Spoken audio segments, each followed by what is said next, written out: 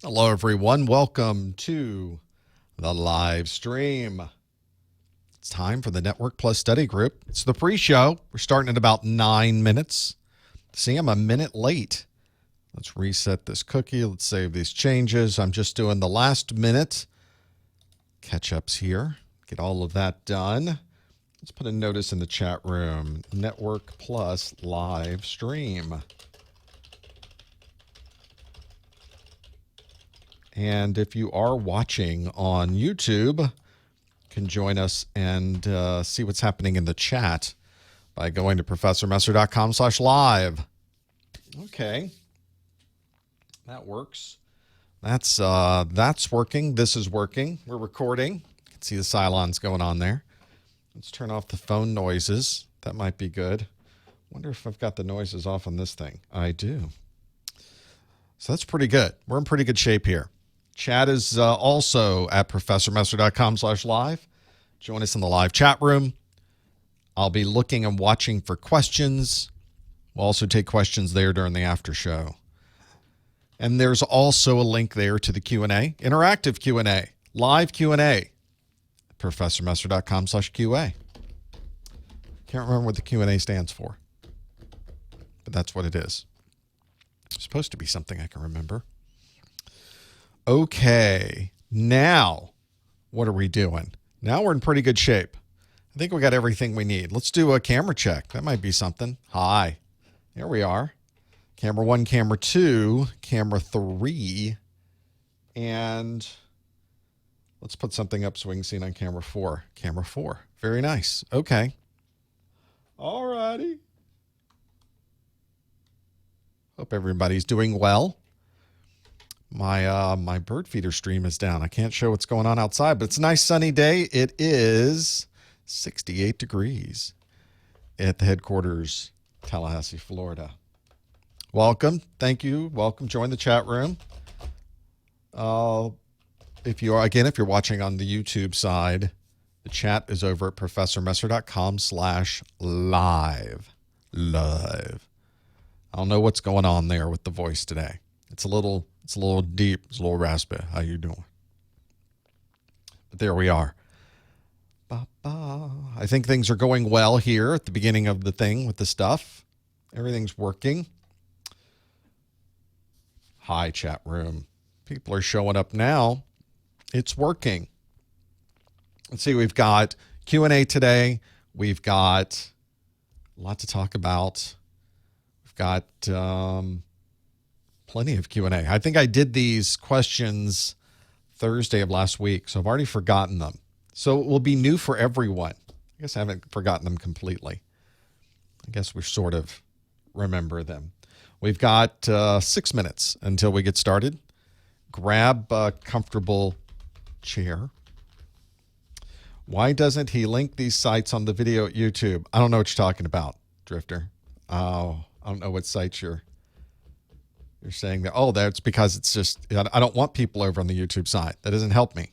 I want you watching on professormesser.com because that's where the chat is.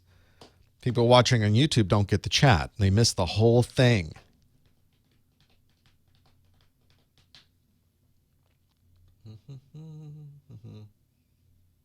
I think you made it pretty good, though. Hello, England.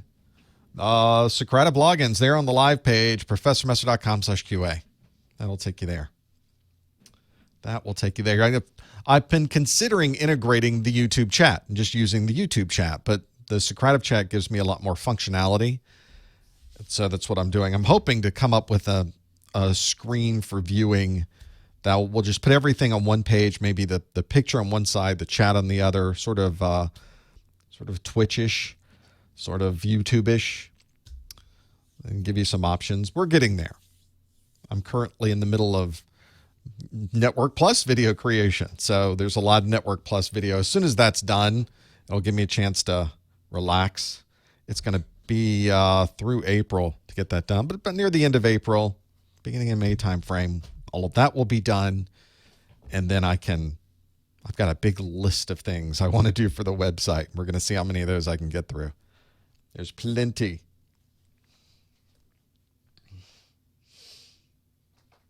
Plenty to get through. All right, that's working. People are on the stream. We can get this thing running. Oh, we're in good shape. Very good. All right. Let's see what else we got going on here. It's been sort of heads down here. We've just been constantly creating videos, constantly. Hey, Chicago's here. See, we got Chicago, we got Farnborough in England. Not Farnborough. Farnborough. Is that what it is? Indiana. Nice. Nice. Milwaukee. There's the Canadians. See, now I can let Mrs. Professor Messer know the Canadians are here. She is, Mrs. Professor Messer is 100% Canadian blood, but not a Canadian citizen. It's a weird thing. U.S. citizen. How'd that happen? Yeah, it's a long story. Seattle's here. Denver. Well, at least we got some folks. We kind of covered this side of the globe, I think. It's tough finding the right time because if you do it a few hours this way or a few hours that way, there's groups of people who can't participate. Which kind of there. There's some more Florida people. Check it in the chat room. There's Denver, D.C., the District of Columbia. There is, so I think the 12 noon, well, we'll have to see how this goes because 12 noon now for me is sort of synced up with the rest of the country, but it's possible that Florida will not flip back to standard time when this is over. So I may still do it at 12 for you, but not 12 for me. Kind of a weird thing that happens there. We'll have to figure that part out when it happens. 2 minutes to go till we get started. Seem to have a piece of cloth on my mouse pad. It's not quite right. Do I have CCNA videos? No, I don't have any Cisco videos, at least not yet. I would very much like to have some Cisco videos. It's all about timing. Right now, I'm trying to get through all the Network Plus videos, and we're more than halfway done with that. We are more than halfway finished with the Network Plus videos. We still have to get through the last of those for the N10007. So that's what's going to happen for the rest of the month. So every day when I'm in here, if I'm not doing a live stream, I'm either shooting video or editing video right now. So they should be done somewhere around the end of the month. Maybe I can get them done by the end of the month. Maybe they'll be just after, but they'll be, you know, there's over 50 of them on the website already. So we're doing pretty well there. Production's going extremely well with those. So we'll see. We'll see how that goes. I don't have any current production plans for anything after Network Plus. I get to take a break and figure it out. Hey, there's the Valley. There's Silicon Valley. I spent way too much time off Tasman and Milpitas. The current A-plus test will probably be retired in the middle of 2019. That's when I expect it to be.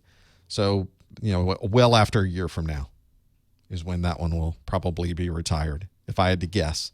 CompTIA hasn't said, but that's how I guess. I don't have CEH videos. I will never have CEH videos. Never say never, except for CEH videos. I will never have CEH videos.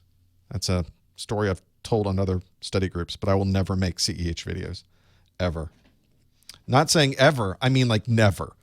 Like the sun will have to supernova, and at that point, I still won't have made any. That's pretty definitive, I think. I think that pretty much spells it out. Oh, yeah, if you take the end, I'll talk about the N10006 at the beginning of this. We'll talk about how it works. But for now, it's time to get started. Let's get this thing going. Here we go. Just happened there. I don't know. Here we go, everybody. Let's get this thing going. Hello, everyone. Welcome to the April 2018 Network Plus Study Group. Coming to you live from the world headquarters of Messer Studios here in Tallahassee, Florida. My name is James Messer. I will be your host for this next hour of interactive Network Plus Q&A. I'm going to ask you Network Plus questions. You're going to give me Network Plus answers. We all do it online. It's all interactive. It's amazing technology when it works properly. It works pretty well, I think. I think you'll enjoy this. If you are watching live, I'll give you instructions on how to join in with the chat, how to find the things you're looking to find, how to do the things you're looking to do. All of that will come in just a few minutes. Stand by for that. We're going to talk all about Network Plus in this first hour. We'll do some Q&A in this first hour. And then I open up the phone lines in hour 2, and we just talk about whatever comes to mind. That's a pretty good way to do it, I think. Thank you for joining us. This is something I'm able to do with your support. Thank you for joining me on Twitter, on ProfessorMesser.com/Twitter. If you want to find me on YouTube, it's ProfessorMesser.com/YouTube. And don't forget about the voucher discounts. If you are trying to get a voucher for your A+, Network Plus, or Security Plus certification, you get a 10% discount by going to ProfessorMesser.com/vouchers. That should be useful. And if you wanted to watch any or all of my videos, they are available to watch online for free every minute of every video of every course I make. That's how we do things here. There is also offline versions that you can purchase that come with MP3 audio versions of the videos. They come with my course notes. If you're getting the A+, there's even Q&A. Maybe I'll get some Q&A going for the Network Plus here eventually. If you want to learn more about that for the Network Plus, go to ProfessorMesser.com/GetNetPlus. There are some free Network Plus N10006 questions on the website, ProfessorMesser.com/PopQuiz. Pop Quiz will take you to a page that has A+, Network Plus, and Security Plus questions. They're archives that I take from these study groups and I put them online. Right now, N10006 is out there. We don't have quite enough of them made for the N10007 yet, since it's relatively new. But there'll be some there, I'm sure, eventually. We'll have to figure that piece out. There's not much difference between the two, so we'll talk about that in just a moment. If you want to get an audio version of this study group, there's a podcast version available you can subscribe to in your podcast catcher with your RSS feeder and all those nifty things, so it will automatically and magically appear on your listening device at ProfessorMesser.com/podcasts. You can get the RSS feed and subscribe from there. There's also live, not live, but recorded players right there on the screen. It's live to you, I guess. There's players right there on the screen you can listen in to exactly what we did. I usually get those up at least a day. Sometimes it takes less than 24 hours for me to get them there, but that should help you as well. If you are watching this on the YouTube, you might even want to flip over to the live stream so I can see you in the chat room at ProfessorMesser.com/live. There's a chat room there. I'm watching this chat room go by. It's right here. It's the blue part on my screen that you can't see there, but that's you. So I can see everybody who's joined from England and Seattle and DC and California and Connecticut and Texas. It's all here. I can watch your questions go by. So as we're going, just throw anything in there, and I can sometimes back up and we can go through all of those things as well. There are 2 Network Plus exams that you could take right now. So the N10006, these are exam versions. This was an exam version introduced in February of 2015. It will be retired on August 31st, 2018. And after that point, you'll not be able to take that exam anymore. There is a new exam available that was released on March the 1st. So it's been out just over a month now. So the N10007 has been out since March the 1st. Now, it doesn't matter which one you take. You earn exactly the same Network Plus certification. If you took the N10006, it'll be retired on August 31st. If you took it on August 31st, you would be Network Plus certified for 3 years. If you took the N10007 at any time, you'd be Network Plus certified for 3 years. So it doesn't matter which one you take, you get exactly the same certification. So if you're trying to figure out, should I wait? No, you should never wait. You should pick one of these and go with it. Now, some of you that have been following my Security Plus study groups, you know that the difference between the older Security Plus exam and the newer Security Plus exam was dramatic. There were huge differences this time. But for Network Plus, not a lot of enormous differences between the two. But if you've already been studying for the N10006, you might as well just keep studying for that one. There are a number of changes that are in the N10007. They're just not dramatic changes, but they are enough that you could miss some questions if you weren't studying from the proper materials.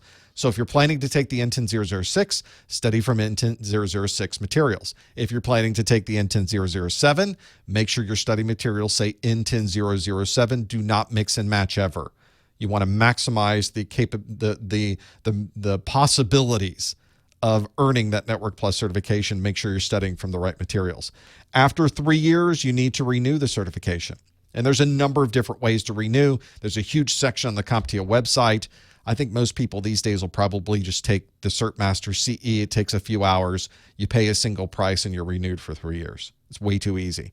But you can also accumulate CEUs and do other things as well. In fact, I'll give you a CEU just for watching this. Listen somewhere during this first hour, and I'll tell you exactly how to earn that CEU if you're someone who is collecting those. I think there's fewer and fewer people collecting those these days. I'm going to ask you questions today, though.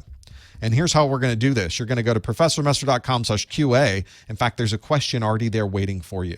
It's our first sample question. It's actually a question from last month that I put up to see if you, remember the question from last month and to make sure that you can get in and answer these questions. This is through a nice service called Socrative. So go to Socrative.com and you can click on the student login or go to the room name Professor Messer, ProfessorMesser. It's easier just to open a new tab and go to ProfessorMesser.com/QA. And I take you right to where you're supposed to be. There's an app, though, you can download for your mobile device. Get the Socrative student app. You're the student. So get the student app and then make sure you put in the right room name. Make sure you spell it right, ProfessorMesser. And if you do that, you'll see a question that says, which of these would be the best use of SHA-2? Which of these would be the best use of SHA-2? And it gives you multiple choice options here. Is it A, confirm the contents of a downloaded file? Is it B, protect the contents of an email message? Is it C, validate the sender of a message? Is it D, encrypt data across an IPsec tunnel? Or is it E, disguise data inside of a graphics file? And you can see I get to the view of exactly what's going on in real time. I can see you as you're answering the questions and what you're typing in. In fact, 55% or so of you have said A, confirm the contents of a downloaded file, but 28% of you have said D, encrypt data across an IPsec tunnel. So this is one of these where you have to parse out. Now, unlike the exam, I give you 5 different options here. The exam will probably give you 4. I try to make it a little bit more difficult from the exam so you can get a feel for that. So for those of you that were here last month, this should be a pretty good question to have answered again. In fact, if we look at SHA and SHA-2, it is a hash. It is the secure hash algorithm. In fact, SHA-1 not really used much anymore. We found collision attacks in 2005. SHA-2 is the one that I think most people are using. SHA-1 still has its place. People can still use SHA-1 for certain things, but the federal government, they're not going to use it. If you have any real important security requirement, some critical security requirement, use SHA-2 and you'll be fine. But it's a hash. So we know it's not going to be used for encryption. SHA or hashes themselves are used for validation, sometimes authentication if you combine that with some encryption. But when we look at the options here, protecting the contents of an email message, hashing doesn't protect anything. So it's not encrypting anything, so it's definitely not B. Validating the sender of a message, the hash doesn't validate who the sender might be. As I mentioned, we could combine this with some type of asymmetric encryption and create a digital signature, but that's not what SHA-2 is. SHA-2 is not a digital signature, it's a hash. So it would not be validating the sender of a message. It would not be disguising data. Again, it's not encrypting anything. And it would not be encrypting data across an IPsec tunnel. The 32% of you, unfortunately, not the right answer. The only one here that really is left is confirming the contents of a downloaded file. That's a perfect use for a hash. You can put a file on your website and then hash that file and put the results of that hash next to the file. And then when somebody downloads it, they can run their own hashing algorithm, in this case SHA-2, and compare their SHA-2 output with your SHA-2 output, and they'll know that they've downloaded exactly the same file that exists on that website. That's a very good use of SHA-2. So if you remember from last month, very good. 55% of you did say A, confirm the contents of a downloaded file, and that's how it works. We just do Q&A back and forth and see if you can, of course, answer these questions. So that was last month's question. Now, as some of you know, on the Network Plus exam, the first set of questions that you will be asked on the exam are not multiple choice questions. In fact, they're anything but multiple choice. CompTIA calls these performance-based questions, but they're really fill in the blank, put in a certain order, match things together. They might put you at a command prompt and ask you to perform a function. They might give you anything but multiple choice. So any type of question they can come up with. They may give you a network diagram and ask you questions about it. Those are things you should be prepared for. So on these study groups, you can even go back over the last year of study groups or more. I ask a performance-based question as our first question. So these are performance-based questions that might be similar to something you could see on the exam, but it's certainly presented in exactly the same way that you could be presented on the exam with this. So the question I have for you is more of a multiple answer question than anything else. And it's sort of a fill in the blank, but really you only have a limited number of questions. Let's go through this next question. I'm going to bring it up on my Socrative and bring it up on the screen so everything looks, and is it not there? I don't have it on my Socrative. How did I not put it there? Well, you can, of course, you can write this down yourselves. This is a fill in the blank, so we wouldn't be able to show it on Socrative anyway. So unlike here, this would not be on QA. See, we're going to do some quick editing here since this is live. See, that goes away. Don't go to professormesser.com/QA. Just mentally remember what these happen to be. And I'll spell it out for the folks that are listening on the podcast so you'll know as well. The question is, which OSI layer would be most associated with the following? So I'm asking for an OSI layer, and I have 5 different scenarios that I want you to tell me what OSI layer is associated with these. The first is A, the digital signature of the CA associated with a web server SSL certificate does not validate properly. What OSI layer? And don't answer in the chat room. You should be writing these down or thinking about what that one would be. The digital signature of the CA associated with a web server SSL certificate does not validate properly. What OSI layer is associated with that? Okay, B is a router's default route points to the internet WAN link. What OSI layer is that? Number C, that makes people crazy. A browser login screen requires your name and date of birth. What OSI layer is that? D, you've designed single mode fiber as a link between campus buildings.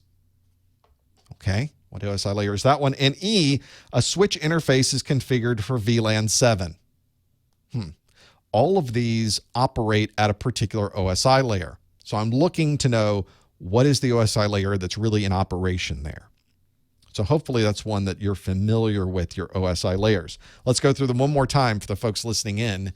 The digital signature of the CA associated with a web server SSL certificate does not validate properly. A router's default route points to an internet WAN link. A browser login screen requires your name and date of birth. You've designed a single mode fiber as a link between campus buildings. And E, a switch interface is configured for VLAN 7. So hopefully some of you have now gone through those. You've made a mental note of what they happen to be. Let's see how you did with these particular ones. So let's step through all of these. We'll start with A, the digital signature of the CA, that would be your certificate authority, associated with the web server SSL certificate does not validate properly. Well, if we're talking about encryption, we're talking about SSL, I would probably accept either layer 6 or layer 7 with this one. But since we're really talking about SSL, layer 6 is the one that I'm really primarily focusing on there. So if you know about SSL encryption, SSL decryption, that all happens at OSI layer 6, that would be the place to be. Now, of course, if you're getting a message that tells you the digital signature is not validating properly, that message is appearing to you at layer 7. So that's why I say we could go either way on that one. I think that's a good one where, and this is very common with the OSI layer, it could be a little of this, could be a little of that, because it's a model. It's not something where it's straight ahead. See, some of you did have layer 7 for A, and I'll accept that. I think that's absolutely valid.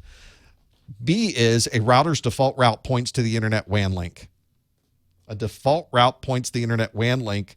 This is an IP default route. This is something relating to an IP address. That's layer 3.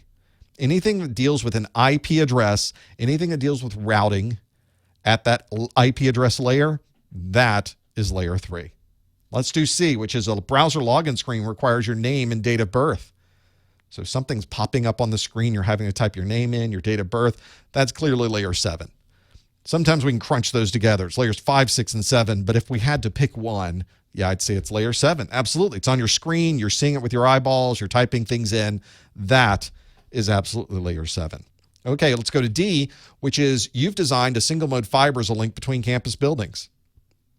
Single mode fiber and a link between buildings. We aren't talking about any protocols. We're not talking about any addresses. We're talking about the raw physical layer of layer 1. So that would be D is absolutely layer 1. And our last option is E, a switch interface is configured for VLAN 7. Here's another example of where if you see anything related to a switch, anything related to MAC addresses, anything that's associated with anything happening at that switch level, that's layer 2.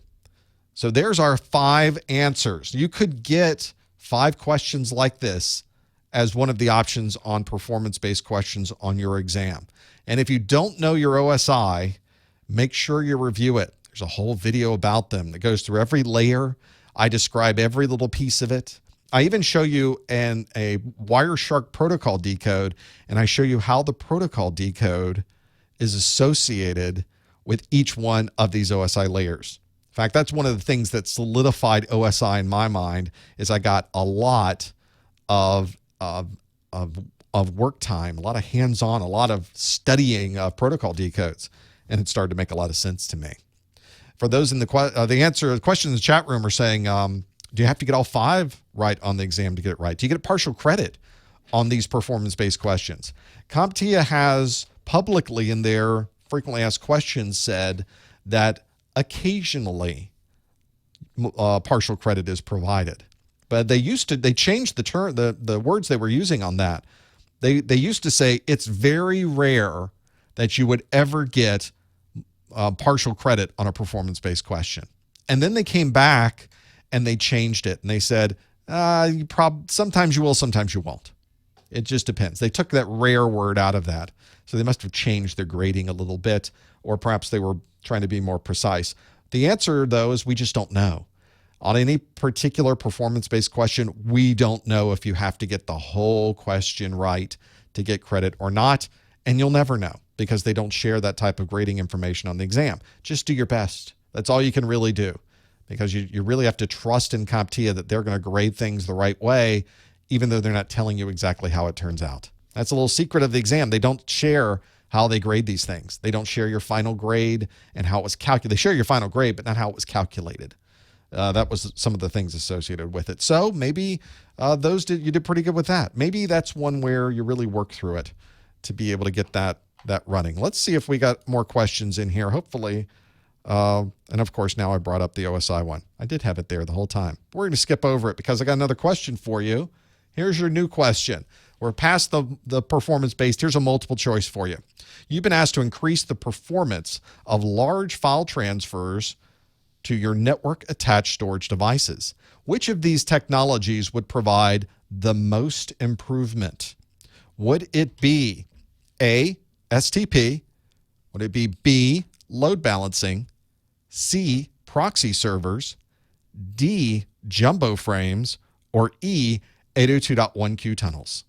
One of those would provide the most improvement. What would it be? You've been asked to increase, don't even spell this, don't even have the right words in here. You've been asked to increase the performance. That means it's really fast. If you've been asked to improve the performance, it must be really quick. I don't know what I was thinking. You know what I'm trying to say here. You've been asked to improve the performance of large file transfers to your network attached storage devices. Which of these technologies would provide the most improvement? You've been asked to increase the improve. That's fantastic. And now, of course, I get to edit on my screen, so it looks like it never happened. There we go. If you think you know the answer, don't answer in the chat room. You want to go to professormesser.com/QA. I'm going to take a sneak peek and look at how folks are answering some of these things right now. How would we do it? You've been asked to increase the performance of large file transfers to your network-attached storage devices. Which of these technologies would provide the most improvement? Yeah, I should have added more. Increasing improvements and applications with improvement, exponentially improvement. I should have added more of those to the question. Your questions on the exam will be much better written than mine, as it turns out. We can see this already. We're not even one question in. We're on our second question. Our first multiple choice And already we're having to decipher it as if it's a foreign language that's written in the same thing that you know. We'll have to figure that piece out. Let's see how we did on this one. A lot of you already answered this one. I wonder if we know. Let's see what we got. Let's see how we did with this one. Oh, I think we're a little torn. We're going back and forth on this one. You've been asked to increase the performance of large file transfers to your network-attached storage devices. Which of these technologies would provide the most improvement? 46% of you have said load balancing. 39% of you have said jumbo frames. 7% of you have said STP. 5% have said proxy servers. And 3% have said 802.1q tunnels. So which one is it? Which one? So if we look at how file transfers are made to network-attached storage devices, we want to be able to transfer as much information as possible over the shortest amount of time. That would give us the maximum throughput. And if you're familiar with how you can get all of that traffic going to any device over this shorter period of time, one of the best ways to do it is with jumbo frames. Now, with Ethernet, the maximum frame size of traditional Ethernet is 1,500 bytes. That's the payload that's in an Ethernet frame. So we've got some Ethernet headers in front of that, but the payload itself, 1,500 bytes, 1,500 bytes, which these days, when you're transferring these enormous files, I have these files that are multi-gigabit files of videos that I'm transferring all the time.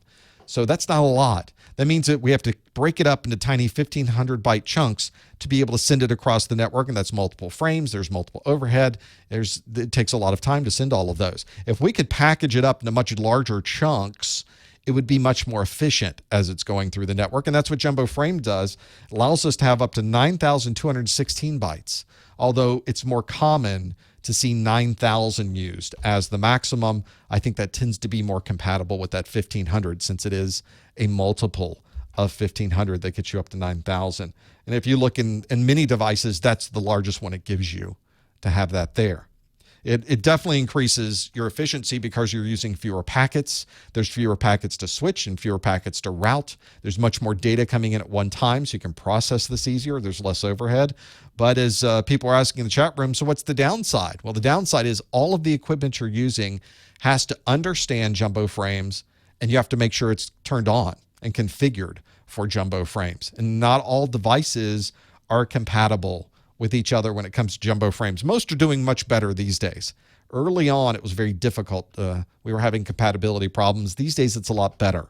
And if you put everything at 9,000 as the max bytes for jumbo frames, and you turn on your switch, and you turn on your interface card on your device, and you turn on the jumbo frame capability in your network-attached storage, then everything should work just fine. In fact, that's one of the best ways to improve the performance when you're dealing with network-attached storage and sending these big files. So back to our answers, why wasn't it the 49% of you that said load balancing? Load balancing seems to be the perfect thing to balance the load. Well, all it's really going to do, if it's just you transferring files to this storage device, it's not only going to balance it between the storage device, you're not improving the overall performance at all. In fact, with most load balancers, and this is pretty common across the board, whenever you hit the load balancer, you as an individual are going to be associated with a single network attached storage device. And when you're transferring large files and you have a load balancer, how are you going to bring those files back together or at least synchronize them up? It doesn't actually improve any efficiency at all to do it that way. Plus, for load balancer, you're only going to be going to a single network attached storage device anyway. It locks you into one device when you're performing a single session. And that's pretty much the important consideration with load balancing, is that for an individual, load balancing doesn't help at all. When multiple people are accessing a device, you can get some advantages to load balancing, but usually it's on the reading side and not the writing side. Jumbo frames, the D, 36% of you did get that one right. So D was the answer with that one. Spanning tree protocol is used to stop loops on a network. And if you have a loop on a network, there's not going to be any throughput. So spanning tree will help you if the network is down or if somebody tries to connect two switches to each other twice. If somebody tries to create a loop on the network, that's what spanning tree will prevent. But spanning tree doesn't increase any performance or throughput or efficiency at all. It doesn't provide any of that. It keeps your network up and running, which in itself is pretty nice to have. Proxy servers still have to grab all of the file transfer that you're sending. And once that file transfer is sent to the proxy server, it can then transfer files all the way down to its next destination. With large files, proxy servers are annoying because you're effectively now having to copy it twice. You have to copy everything to the proxy server, and then the proxy server has to copy everything to the next station down the line. It's actually much slower to put a proxy server in place, which is why a lot of people just aren't using proxy servers anymore. Proxy servers was a type of security technology that was okay at the time. Proxy server they break applications. They're slow. They don't add the security people think they add. So proxy servers in this case don't provide any improvement of efficiency. It would not be C. And last one, E, 802.1q tunnels. 802.1q tunnels would allow you to have multiple VLANs through a single interface. If anything, that means your efficiency is going to get slower because you're going to not only send your traffic, you're going to send traffic from all of the other VLANs that have to traverse that link. So in many ways, that's less efficient. The only one that really would be more efficient here, especially with transferring large file transfers, is D, jumbo frames. 36% of you got that one absolutely right. Let's do another one. I think we got another question in us. We'll do better on this one. We'll take a shift. We'll shift gears a bit, and we'll ask a question. Here it is. And the question is, you've been asked to configure out-of-band management for your core router. And I say router here, and if you look online, it says switch. What happened? You've been asked to configure out-of-band management for some core device that's doing networking on the inside of your network. Which of these would be most associated with this configuration? Would it be A, connect to 56K dial-up modem? Would it be B, define an IP address for your management VLAN? Would it be C, enable LACP? Would it be D, disable all unused interfaces? Or would it be E, associate all logins with an LDAP server? So you've been asked to configure out-of-band management for your core switch or router. Which of these would be most associated with this configuration? If you think you know the answer, go to professormesser.com/QA and answer it. Don't answer it in the chat room. No hints in the chat room. We're going to answer these questions as if we have sat down on the exam and we're sitting there with no Google in front of us and we have to figure it out. So maybe this is when we can bounce back and do better on this one. You've been asked to configure out-of-band management for your core device. Which one would be most associated with this configuration? Maybe it is letter F. Maybe it is one that I haven't put on here. It's not true. The answer is here. The answer is here. And this is one of those questions, by the way, that you will get on the exam that say, which of these would be most associated with this configuration? And in this particular question, could I choose more than one? Sort of. Really, there's only one that is the most associated with this configuration. There's another one that's kind of associated with this configuration, and no, that's the only two possibilities I see there, and the one possibility really does jump right out at you. So hopefully it's jumped out at you as well. But if you go to professormesser.com/QA, you can lock in it. I can see a lot of you are Googling. I can see the numbers. So I'm looking here. Here's what I do while you're doing this. I'm watching this number right here. There's 139 of you that are in Socrative right now. I'm waiting for this number to jump up. And if you're Googling, it sits there. And then all of a sudden it starts to move. So I know I'm watching you.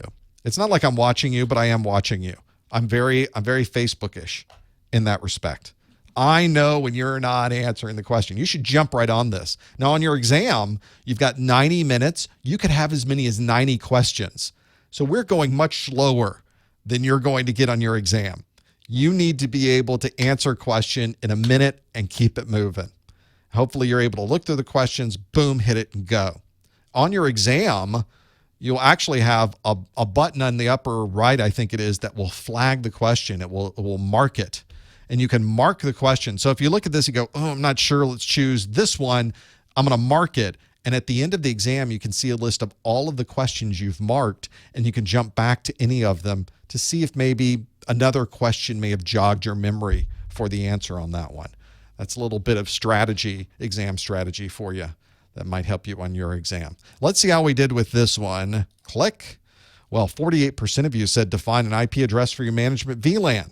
23% of you said to enable LACP.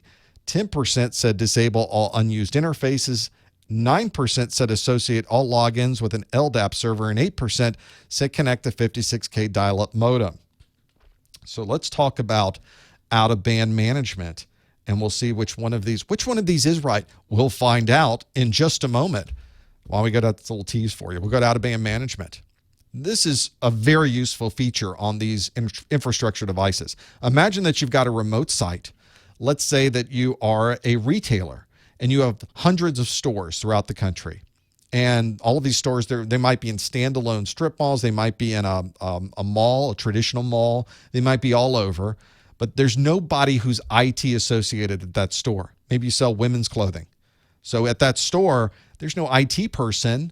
There are plenty of people selling clothing. They understand the point of sale systems. But when it comes to configuring a switch, they're not going to be able to help you. So you need somebody to configure that switch. So what if the internet goes down to the mall and suddenly you don't have connectivity to that switch? You need some way to go out of band, which means outside the network, and gain access to that device to be able to configure it. In fact, most of your infrastructure devices are going to have a serial port on the front of them or the back or somewhere.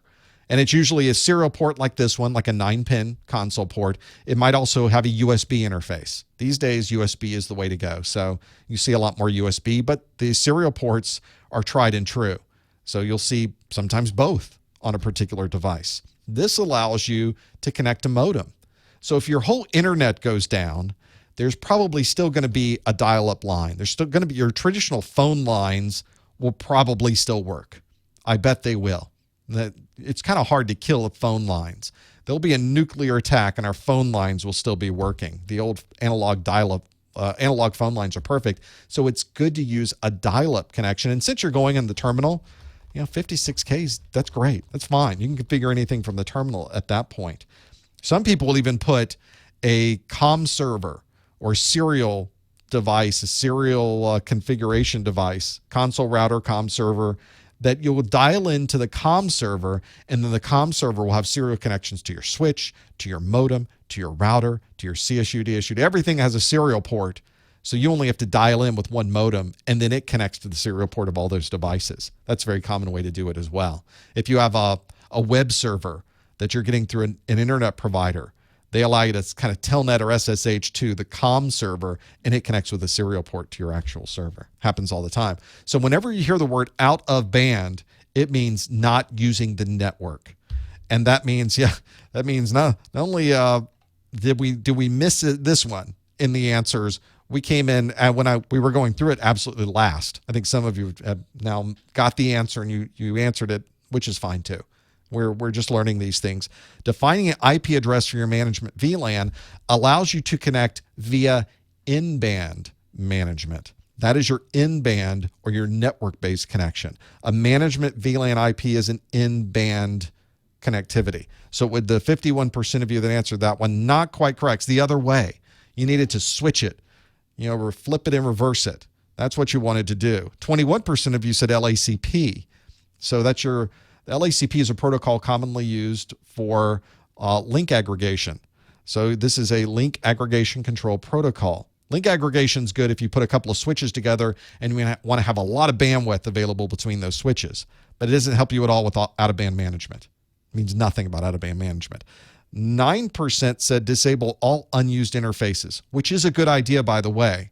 You should be doing that, but that doesn't have anything to do with out-of-band management. It's a good security control. And E is associate all logins with an LDAP server, which are good for authenticating you once you connect to that device, but that doesn't have anything to do with out-of-band management. In fact, you may have the out-of-band management authenticate locally and have your in-band management authenticate to an LDAP server. Because if the internet link goes down, you've probably also disconnected your link to the LDAP server. See, it's nice to have those local logins on the device so that you don't have to go to a third-party device to be able to authenticate to that machine. So the only possible answer here really is connect the 56K dial-up modem. That is the way to do it. Only 11%.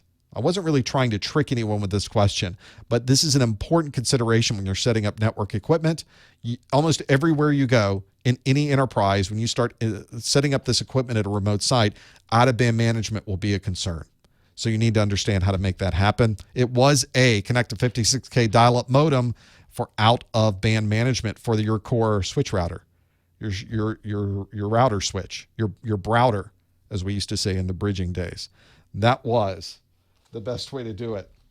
Why does that seem so wrong? That is exactly the correct answer. And I took you through all the possible answers there. That could be the only one, and a very common setup. People think we don't use modems much anymore. We do use modems a lot. You'd be surprised how many modems are deployed on these devices. A very common way to do it. Well, talking about out-of-band management, talking about encryption, hashing, all of the things you have to know in your exam, they're all in the videos. You can go through my entire video course and you'll get everything associated with this. This is a lot of content. Network Plus is a huge amount of content, a huge amount of acronyms. So I always encourage people take notes as you're going through the videos, but there's a lot of videos. There's hours and hours and hours of videos and tons of notes that you may have to take, and it's almost overwhelming. But I've taken every bit of text and every graphic and everything from every video, and I've put it into a set of course notes for you. So you don't have to write anything if you don't want to.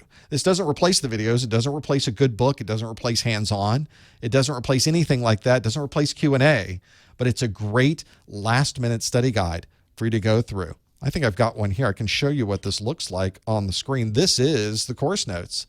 So it's provided to you as a PDF, so you can download it right now in the next few minutes. And I've put everything in here. There's all the port numbers, there's Ethernet, there's details about MAC addresses, there's broadcasts and multicasts, and it goes on for, the 007 version goes on for 66 pages.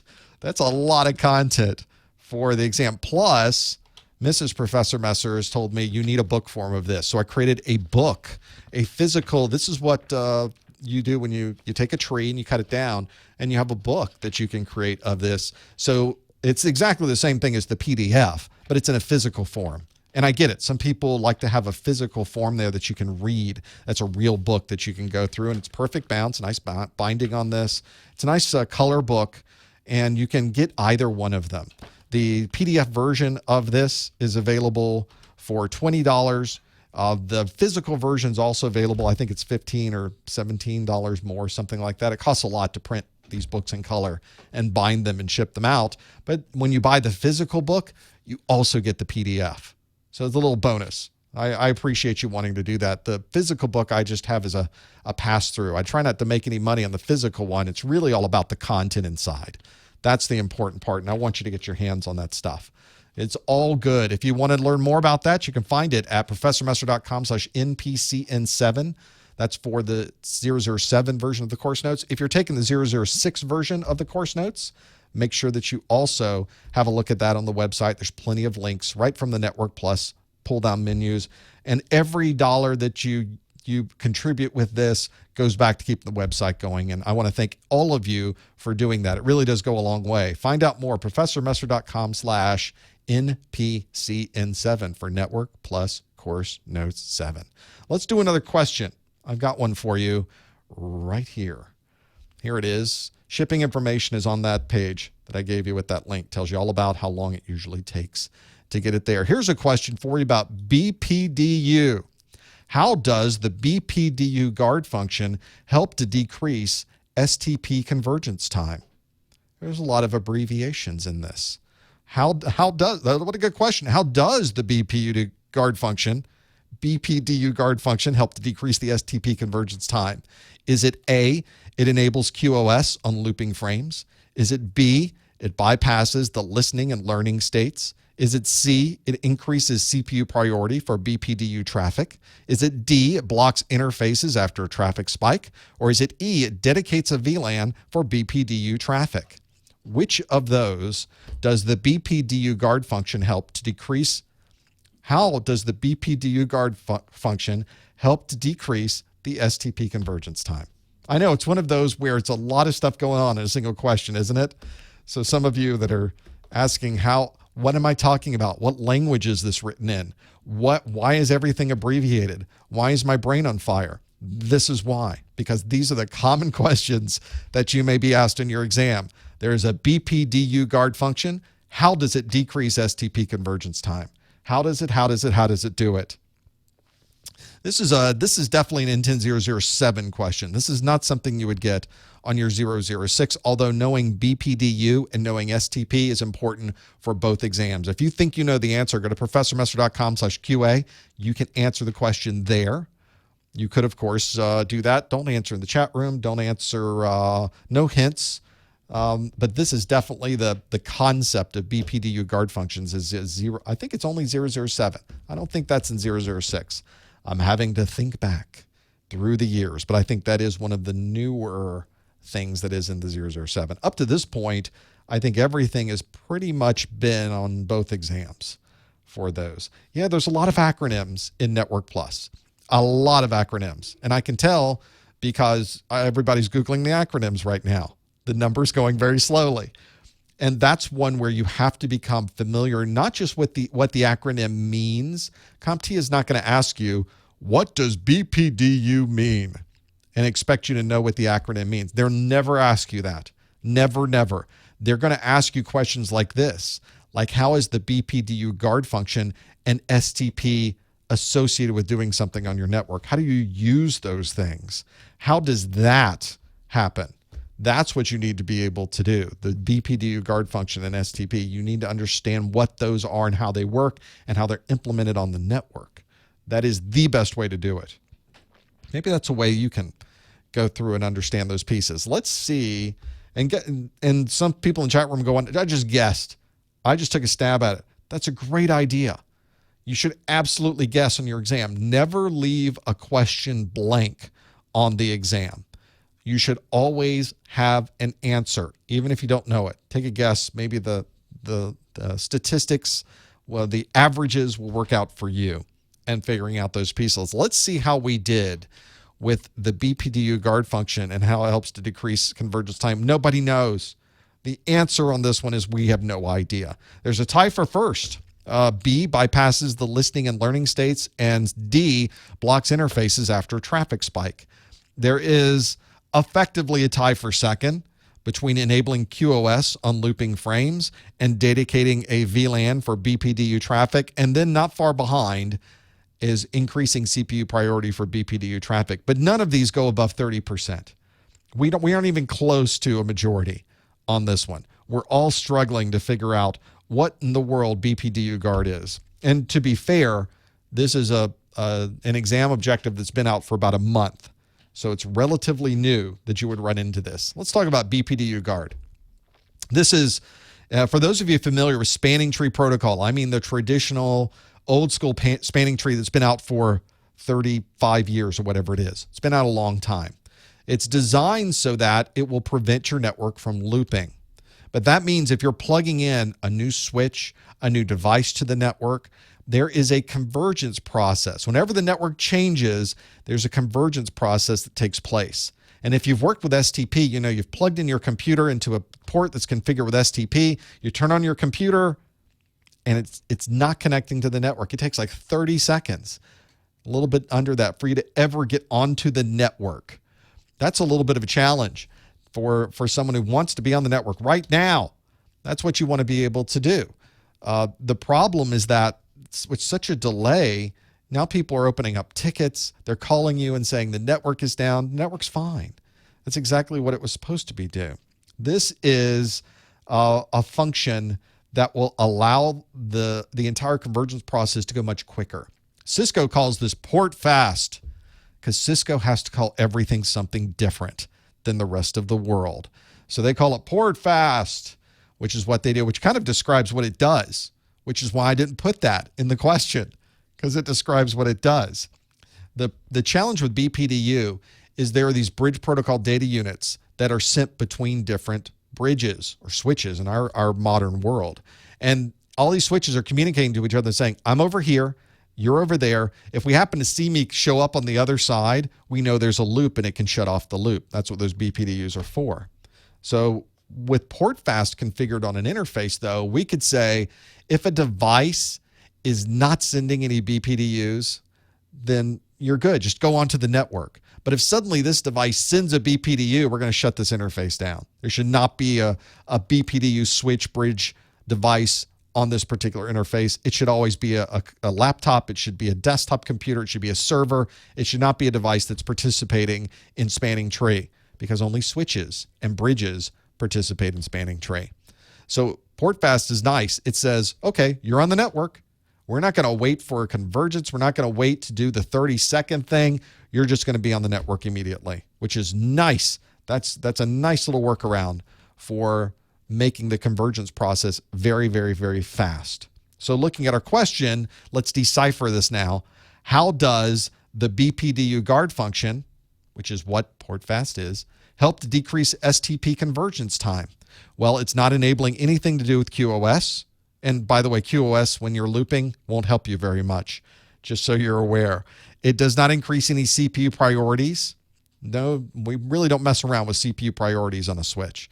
It does not block any interfaces after traffic spike, although that sounds like a great idea, quite honestly. And it does not dedicate a VLAN for BPDU traffic. B is the only answer here. It bypasses the listening and learning states. 27% of you got that one right.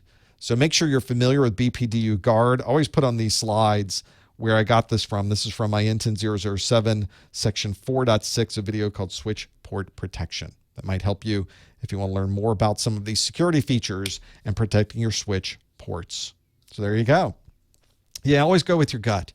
On the exam, always go with the gut. If you're absolutely sure you're wrong, then you can switch it. But don't second guess yourself. That's always a challenge on the exam, isn't it? Let's do another question. Maybe we can get through another one. I've got one right here. So here we are. This is a pretty good one. This is a very practical question. Here it is. You're concerned that a cable run may be using the incorrect category of wire. Which of these would be the best way to verify the cable type? Would it be A, use a toner and probe to identify the cable ends? Would it be B, compare the wires inside of the cable to a known good cable? Would it be C, check the outside of the cable? Would it be D, connect the cable to a computer and look for the highest auto-negotiated speed? Or would it be E, cut the cover open and look for shielding? Which of those would be the best way to verify the cable type? Maybe you've had to do this. I have to do this all the time. So which of those is going to be the best way to verify that cable type? What is out there? What is in this cable? What's running between these two connections? Would be A, use the toner and probe to identify the cable ends. B, compare the wires inside the cable to a known good cable. C, check the outside of the cable. D, connect the cable to a computer and look for the highest auto-negotiated speed. Or E, cut the cover open and look for shielding. Or F, which is what I do, just plug it in, hope it works. Maybe that's what you do. Maybe that's why I didn't put that option there. That doesn't sound like a good idea. There's actually a much better way to do this. If you think you know, go to professormesser.com/QA and you can answer the question. Are we bouncing back on this one? Do we know this one? Are we happy with this particular question? What I try to shoot for in these questions, by the way, is half of you getting it right, which means half of you would get it wrong. I don't want to give you easy ones. I want them to at least make you think. And this is a very practical question. You will run into this scenario all the time in trying to make this happen. So maybe this is a scenario you've run into. Maybe it's something you've worked with. So let's see how we did. A lot of you answering this one pretty quick. How do we do? Well, 68% of you, 66% of you said check the outside of the cable. 13% of you said connect the cable to a computer and look for the highest auto-negotiated speed. And then 11% said compare the wires inside the cable to a known good cable. And then single digits for use a toner and probe to identify the cable ends and cut the cover open and look for the shielding. So one of those is going to be the answer. Is it really the one we all chose finally? Did 65% of us get this one right? I think we may have. You know, whenever you're using the wrong cable, you're going to run into problems. And it may be that you're running it too long, or maybe that you've got interference. You're going to see physical errors, CRC errors, which are cyclical redundancy checks. So one of the easiest things you can do is just look on the outside of the cable. That's the way it does it. It does. Like people are banging their foreheads in the chat room like, oh yeah, it's actually printed on the cable. Yes, it is. You'll find the cables have writing on them that will tell you a lot of information about this cable. Now, you could, of course, grab a TDR, your time domain reflectometer. You can run tests on both ends of the cable. It will tell you based on the physics of the cable what minimum category that cable works for. But why don't you just look on the outside? There's what it looks like. That's a pretty good shot of the outside. This is a cable that I have in my studio, and I'm trying to figure out what is this cable. Well, I can see that already it's rated for 550 megahertz, which should already, in your mind, if you understand the differences between category 5 and category 6, that should ring some bells for you. But the cable's nice enough to give us more information. So we know that this is an ETL verified. I don't even know what that means, ETL verified. But it is TIA EIA 568B standardized cable. It's not referring to the pinouts at the end. That's referring to the EIA TIA standard, which currently is 568B. That's kind of why we call the different types of cable ends 568A and B with the wire mapping. This is referring, though, to the standard. Oh, this means that it has 4 pairs of wires inside of them, and they're twisted a certain way. This is a UTP cable, which means it's unshielded in this particular case, and category 6. It's written right there, Cat 6. That's Cat 6 cable. And it has any cable you run into will have this. Fiber doesn't always have this. Fiber is one of those rare things, but many fibers do. Not all of them. You'll pretty much find all of your wires. In fact, this one doesn't have it. Some wire, in fact, this wire may have had it and I cut it off. Some wire will even have a long number on it that shows you the number of feet or the number of meters. So you can look at one end of the wire that's in the wall and you can see the mark of what the number of meters or number of feet is. And then you can go to the other side, which may have gone through the ceiling and a couple of other walls. And on the other end, you can see the other number and you'll know exactly the difference between those foot marks. And you can do a calculation. Oh, this cable went 90 meters. This cable went 50 meters. So it's a way you can tell how long the cable really is without even using a TDR. It's written on the outside. It's so convenient to have that written on the outside. Now, this is a good, we're in the first hour of this. If you're someone who's wanting to collect continuing education credit, I'll give you an hour of webinar credit. So you have to have your Network Plus. And I realize a lot of you these days are just going to go get your Network Plus CertMaster CE, which takes a few hours. You don't have to pay anything extra other than paying for the CE and you're recertified. But some of you are still collecting CEUs for other things too. So I'll give you a webinar-based CEU just for watching this webinar. All you have to do is go to the top or the bottom of the Professor Messer website. Make sure you follow these instructions or you don't get the CEU. And when you click that, it'll take you to a form. You can put in your name, your email address, make sure that's right so I can send you back the email certification, and tell me that this is the April 2018 Network Plus study group. And in there somewhere, you can put whatever you'd like. You can put a little note. I'm the one reading them. So you can say anything you'd like in there. Well, maybe not anything. Be nice to me. And then somewhere in there, put the term TDR, since I used another acronym here in this particular question, time domain reflectometer. So in there, put TDR, and then I'll know you must have watched this. And then it takes me about a week or so, and I can get those back to you. You'll get an email, so it will be there for those cable types. That can be useful to you as well. Hopefully, that's something you've been able to work through and have all of those things. You know, one thing we haven't done in this study group is we haven't really done a lot of hands-on, but your exam may ask you to do some hands-on. So you need to be prepared for that when you get your exam. I do a lot of the hands-on whenever I am looking at working in my videos, and I need to show you how ping works. I need to show you how traceroute works. But there's a lot of other things you can do. You could set up VPN connections. You could see how IPsec works.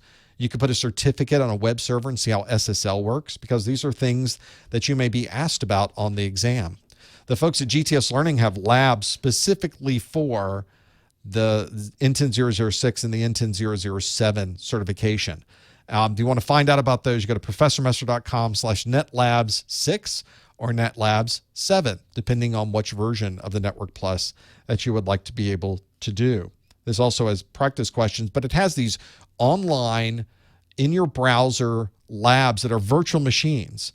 They're actual VMs that you can do anything in. You don't even have to follow the labs if you don't want to, but the important part of these is that you need to be able to use this link so you get the big discount. You don't need a discount code. You don't need anything special. If you go to the GTS Learning site, you're paying $169. If you follow my link, a $60 discount by going to professormesser.com/netlab7, or if you're doing the 006 netlab 6. Always make sure your study materials match the version of the exam that you're planning to take.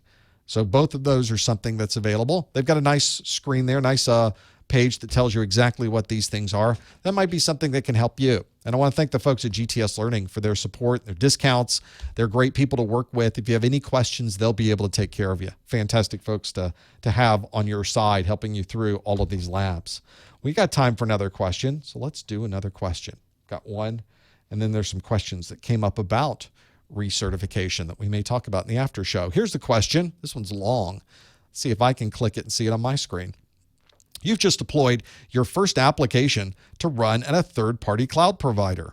Which of the following network connections would be the best choice between you and the cloud provider? Well, this sounds pretty contemporary. Would it be A, an 802.1q trunk? Would it be B, a browser-based connection? Would it be C, lag? Would it be D, site-to-site VPN? Would it be E, 802.11? So if you are connecting up, you finally put an application, your very first application is going to run at a third-party cloud provider. But of course, you're going to need your connection to that third-party cloud provider. Which of these network connections would be the best choice to the cloud provider? Would it be A, 802.1q trunk, B, browser-based connection, C, a lag, D, site-to-site VPN, E, 802.11? Maybe you know the answer. And if you do know the answer, go to professormesser.com/QA and you can answer it. Do not answer in the chat room. See, I knew somebody would have done this already. This is something you'll run into. There's useful content there, something people are actually doing on their networks. People don't give enough credit sometimes, these network objectives, these Network Plus objectives for the exam, but they are spot on. The things that are in Network Plus there's nothing antiquated in there really. There's some older technologies they use to build up and show you how the new stuff is running. But the thing about networking is you run into all of the old stuff all the time. Networking doesn't change as much as perhaps operating systems or computing hardware. And when you implement a type of network, it sits there for a long time. So you will go into a data center and you will see equipment that's really old. And you're wondering, wow, are you still running stuff on that? Oh, yeah. Yeah, we got old machines. It's got this old network connection here that we're using. Yep, it's got this hub or it's got this token ring or whatever it is. And they're still running it. Or you'll see all the old equipment that's still in the rack and they've finally been able to unplug everything. They're not using it anymore, but they don't want to take it out of the rack yet because then what do you do with it? It just sits in somebody's office and it's some old equipment. You're like, wow, look at this monster. Look at this beast. And you start to see those things there. Let's see how we did with this answer, though. How do we do this? Your Googling wasn't very good with this one, was it? You tried very hard. It was a very slow run. Some of you are doing this, though. 52% of you said site-to-site VPN. If we were looking for a majority, we got one. And that was letter D, site-to-site VPN. 30% of you said B, browser-based connection. 12% said 802.1q trunk. And then a tie for fourth with C lag and D and E, 802.11. So if you're connecting to the cloud from your facility, you're probably going to be using an internet connection, or you may not be. It might be MPLS, but you still have a concern about encryption. Now, if somebody's using the application, they're probably going through a browser, but not all applications are going to use encryption or SSL.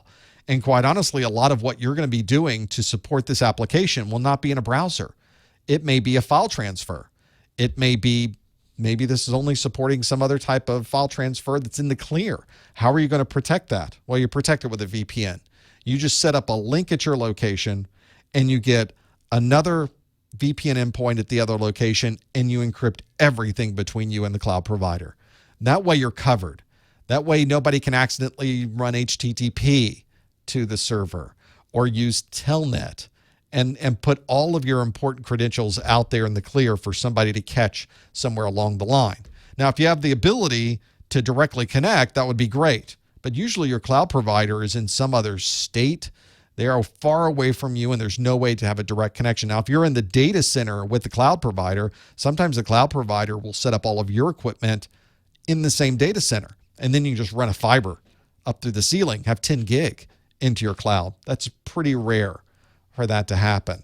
Most of the time, you're at a remote location, and you have to use some type of VPN technology, and that's exactly the correct answer here. If you answered D, site-to-site VPN, 53% of you got this one right. Now, why wouldn't it be browser-based connection? Well, not all browser-based connections are something that would be encrypted.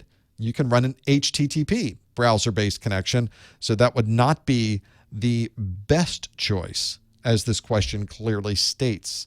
Best choice to have that there. It would not be an 802.1q trunk. All that really does is allow you to connect multiple VLANs to a site, and usually you're not doing that over a wide area network connection anyway, although there are a few that can use that 802.1q for different things. There is lag, link aggregation, not a way to do any type of security. That's just a way to increase bandwidth and not something that's commonly available across a wide area network. And 802.11 is wireless, of course. So wireless connection, your cloud provider would have to be on the other side of the wall for that to work. So that's not the best choice either to be able to have that work. That would work inside of your building, but that's about it. That would be the only choice you have. In this particular case, in fact, the best choice between you and the cloud provider is to set up a VPN connection. And if you're setting it up to a provider, it's site to site. That is the best way to do it. Well, all of these questions that I get in these study groups come directly from the CompTIA exam objectives. Go to Google and type CompTIA exam objectives, and you will find them. Go to professormesser.com/objectives. I will redirect you there. But make sure whatever you do, get your hands on these objectives. People ask me all the time, what do I need to know to pass this exam? It's in the exam objectives. People ask me all the time, I think I'm ready to take the exam. How do I know if I'm ready? Oh, well, you check off everything in the exam objectives. And they say, what exam objectives?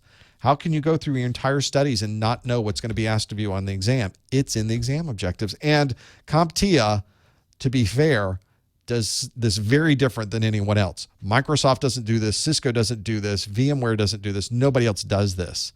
CompTIA tells you every single thing you need to know before you walk in the exam room. Obviously, they're not going to ask you everything that's on here, but they're going to ask you, everything they ask you will be on here. So that's the benefit. Pretty much everything. 99% of what they ask you. If you stick to these exam objectives and you know everything that's in the exam objectives, you're going to pass your exam.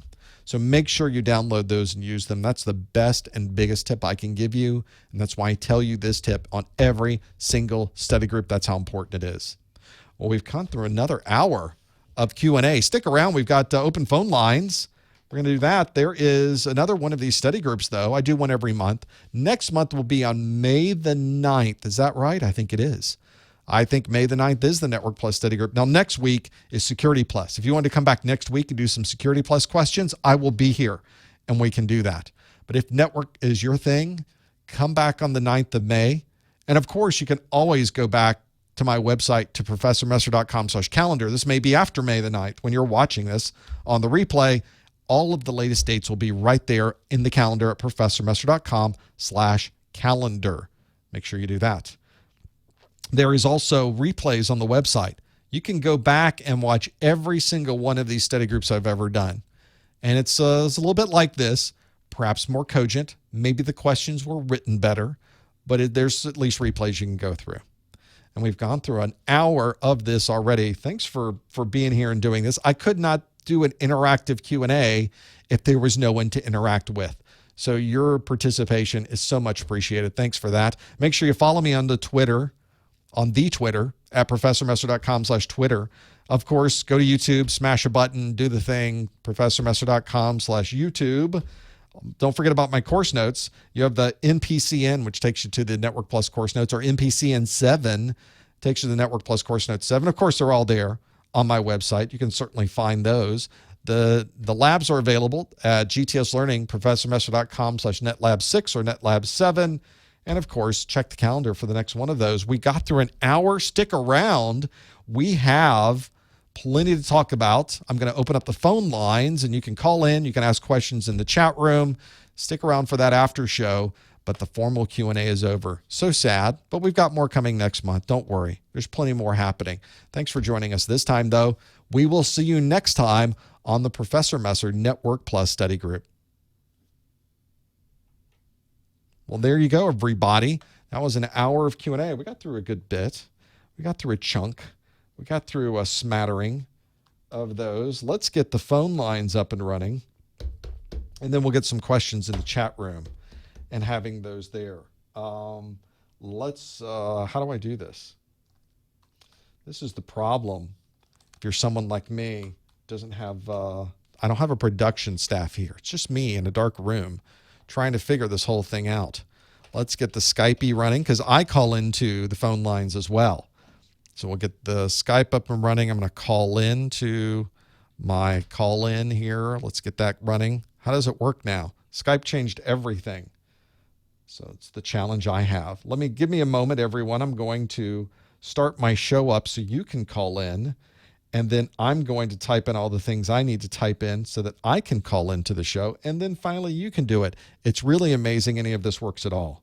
If we can just be fair about the whole thing. How does it even work? Is it magnets? How does this, we type a thing in and we push a button and it says, enter your 6-digit PIN number. Well, we know that's, again, redundant. I hope did that work? I didn't think it did. And I typed the wrong thing, and it will say, nope, you're wrong. That was an invalid PIN for I know. Professor Messer. Please re-enter your 6-digit. All right. I need to stop talking and doing other things at the same time. There we go. See how easy that is if you simply concentrate on doing that. Let's open up the phone line, shall we? You're more than welcome to call in. The phone number is 855-785-7545. Anywhere in the continental U.S., 855-785-RJ45. You can also call in anywhere in the world for free. Anywhere for free using Skype. And if you do Skype, you put a +1 at the beginning, 855-785-7545. So that will get you into the queue. I have a certain number of availability in the queue that you can sit there. It's a toll-free number, by the way. It costs nothing for you to do this. I pick up the tab, so more than happy to pay that minute per minute cost. It's so easy to do phone calls these days to have that there. In the chat room, somebody was asking about renewals. We may get to that here. Some other people asking about my first IT job, which in itself was interesting. And then statement of works, service level agreements. We could talk about those. And somebody asking if I have lessons that cover Windows Server. Not really. I don't have any. I have a Windows 7 course, and that went so well that there are no other Microsoft courses on my site. That should tell you something about my Microsoft courses. But I might circle back and do something relating to Windows Server here someday. I don't want to say soon, but someday. Let's quickly, though, first make sure the phone lines are working at the 561 area code. Florida's checking in. Are you there, caller? What's your name? Where are you calling from? Yes. Hi, Professor Messer. This is Ed calling from Miami Lakes. Welcome again, Ed, from Miami Lakes, just north of Hialeah, just south of Miami Gardens. How are you, sir? I'm fine, thank you. What can we do for you today? I'm calling in. I'm calling in regards to a recent article regarding Delta data breach. Well, actually, it was a Delta. Wasn't a data breach, they said, but it was customers' information was stolen. Basically, names, credit card numbers, and things like that. Oh yeah. And it says that the company doesn't appear to be hacked, but rather that malware targeted customers as they made online purchases using infected software. Oh, yeah. And so, yeah, I'm wondering if you have any ideas. I mean, would it be like the website had malware on it, possibly? Could have been like a cross-site scripting attack, or what do you think? They are saying online that there were a lot of retailers that were hit with the same thing all at the same time. It was Best Buy, it was Sears, it was Kmart, and it was Delta. So these were all hit. And apparently it was exactly the same thing on every one of these. And what they did, this was a situation, this is almost like a watering hole attack that took place, because the bad guys knew they couldn't get into Delta's website. They knew they couldn't get into Best Buy. They couldn't get into Sears. They couldn't get it. It's too hard to get into these websites.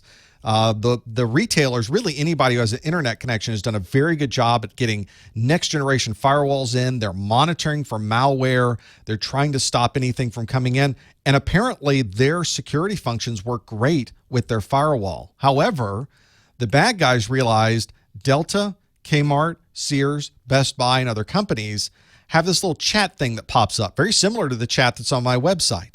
So there's a little chat that pops up, says, "Hi, I'm Freddie from Delta. How can I help you today?" Or "I'm Becky Sue from Sears. How can I help you today?" And then you try to click it and it makes noise and it's annoying and it's a picture of somebody. You know that's not who you're talking to. It's just a picture they got from some type of stock footage. But is this function you constantly see when you go to these retailer sites? Because if you do have a question, they want to have somebody able to answer you right away. It's actually a nice function, and it's one of the reasons I have 24/7 chat on my site. But whenever somebody brings up the Delta website or the Sears website and has that chat, they're bringing up the Sears website. The chat is usually loaded from a third party. So you've really got multiple components on this web page that are being presented to you that have come from different places. And what the bad guys did is they didn't hack into the Delta website. They hacked into Delta website's chat service.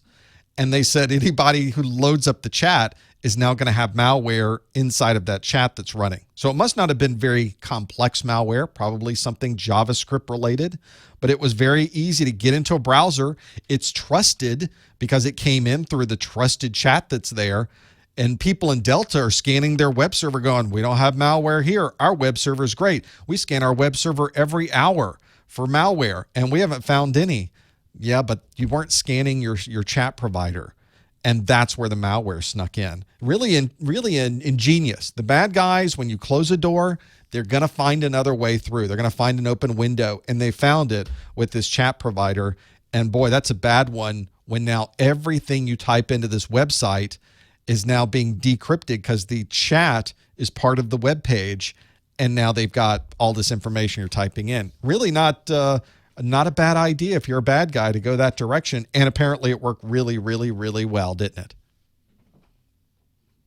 Yeah, I guess so. What you're saying then, that the chat window that opened up somehow infected the client's browser. Is that what we were saying? I think what it didn't infect the browser. It simply sat as part of the session that was connecting to that website. And anything you would type into the Delta website, this particular piece of malware JavaScript that was running in your browser happened to grab that information and send it off to the bad guy servers. So once you left the Delta website, there was nothing left on your machine. Your machine wasn't infected. It only happened when that particular piece of code that loaded from the chat was in that particular session of the browser at that particular time. It was very unique, and now they really have to go back and figure out how to fix that. Interesting. Well, great. Thank you very much for the information. Thanks, Ed. Appreciate the call. Take care. What's great about these problems you run into is that you never know what the next thing is going to be. And so if you have a firewall that is a next generation firewall, it's designed to block all of these bad things that are coming in. It's designed to stop all of the nonsense, and it does a great job. And then, of course, the client's loading software from a third party that infects everything. And now you spent all this time and money setting up ways to protect people's login information, their passwords, their credit card numbers. You've done all of your due diligence with making sure your SSL certificates were correct. You did everything you were supposed to do, and this still happens. And you've effectively no control over that. As an IT security, now we have to start looking at our third parties to be able to do that. Just a challenge to have that there. How frustrating too, right? To be able to have that scenario. In the chat room, some questions that came through. One of them was about recertifying your certifications. So when you get a CompTIA certification, in fact, certifications from almost anybody these days, there's a time limit on how long the certification is good. The only place where it's not really that way is really Microsoft, because they teach you on a concept. So you're learning Windows 7 Workstation. Windows 7 Workstation is kind of good for the duration of Windows 7. Windows 10 Workstation will now be good for the duration of Windows 10. But other certifications like Cisco certifications, CompTIA certifications, other manufacturers' certifications, once you earn that certification, it's only good for a certain amount of time and then it expires. So you have to renew it sometime during that expiration window. CompTIA gives you a lot of different ways you can renew. You can collect CEUs like the one I was handing out in the event today.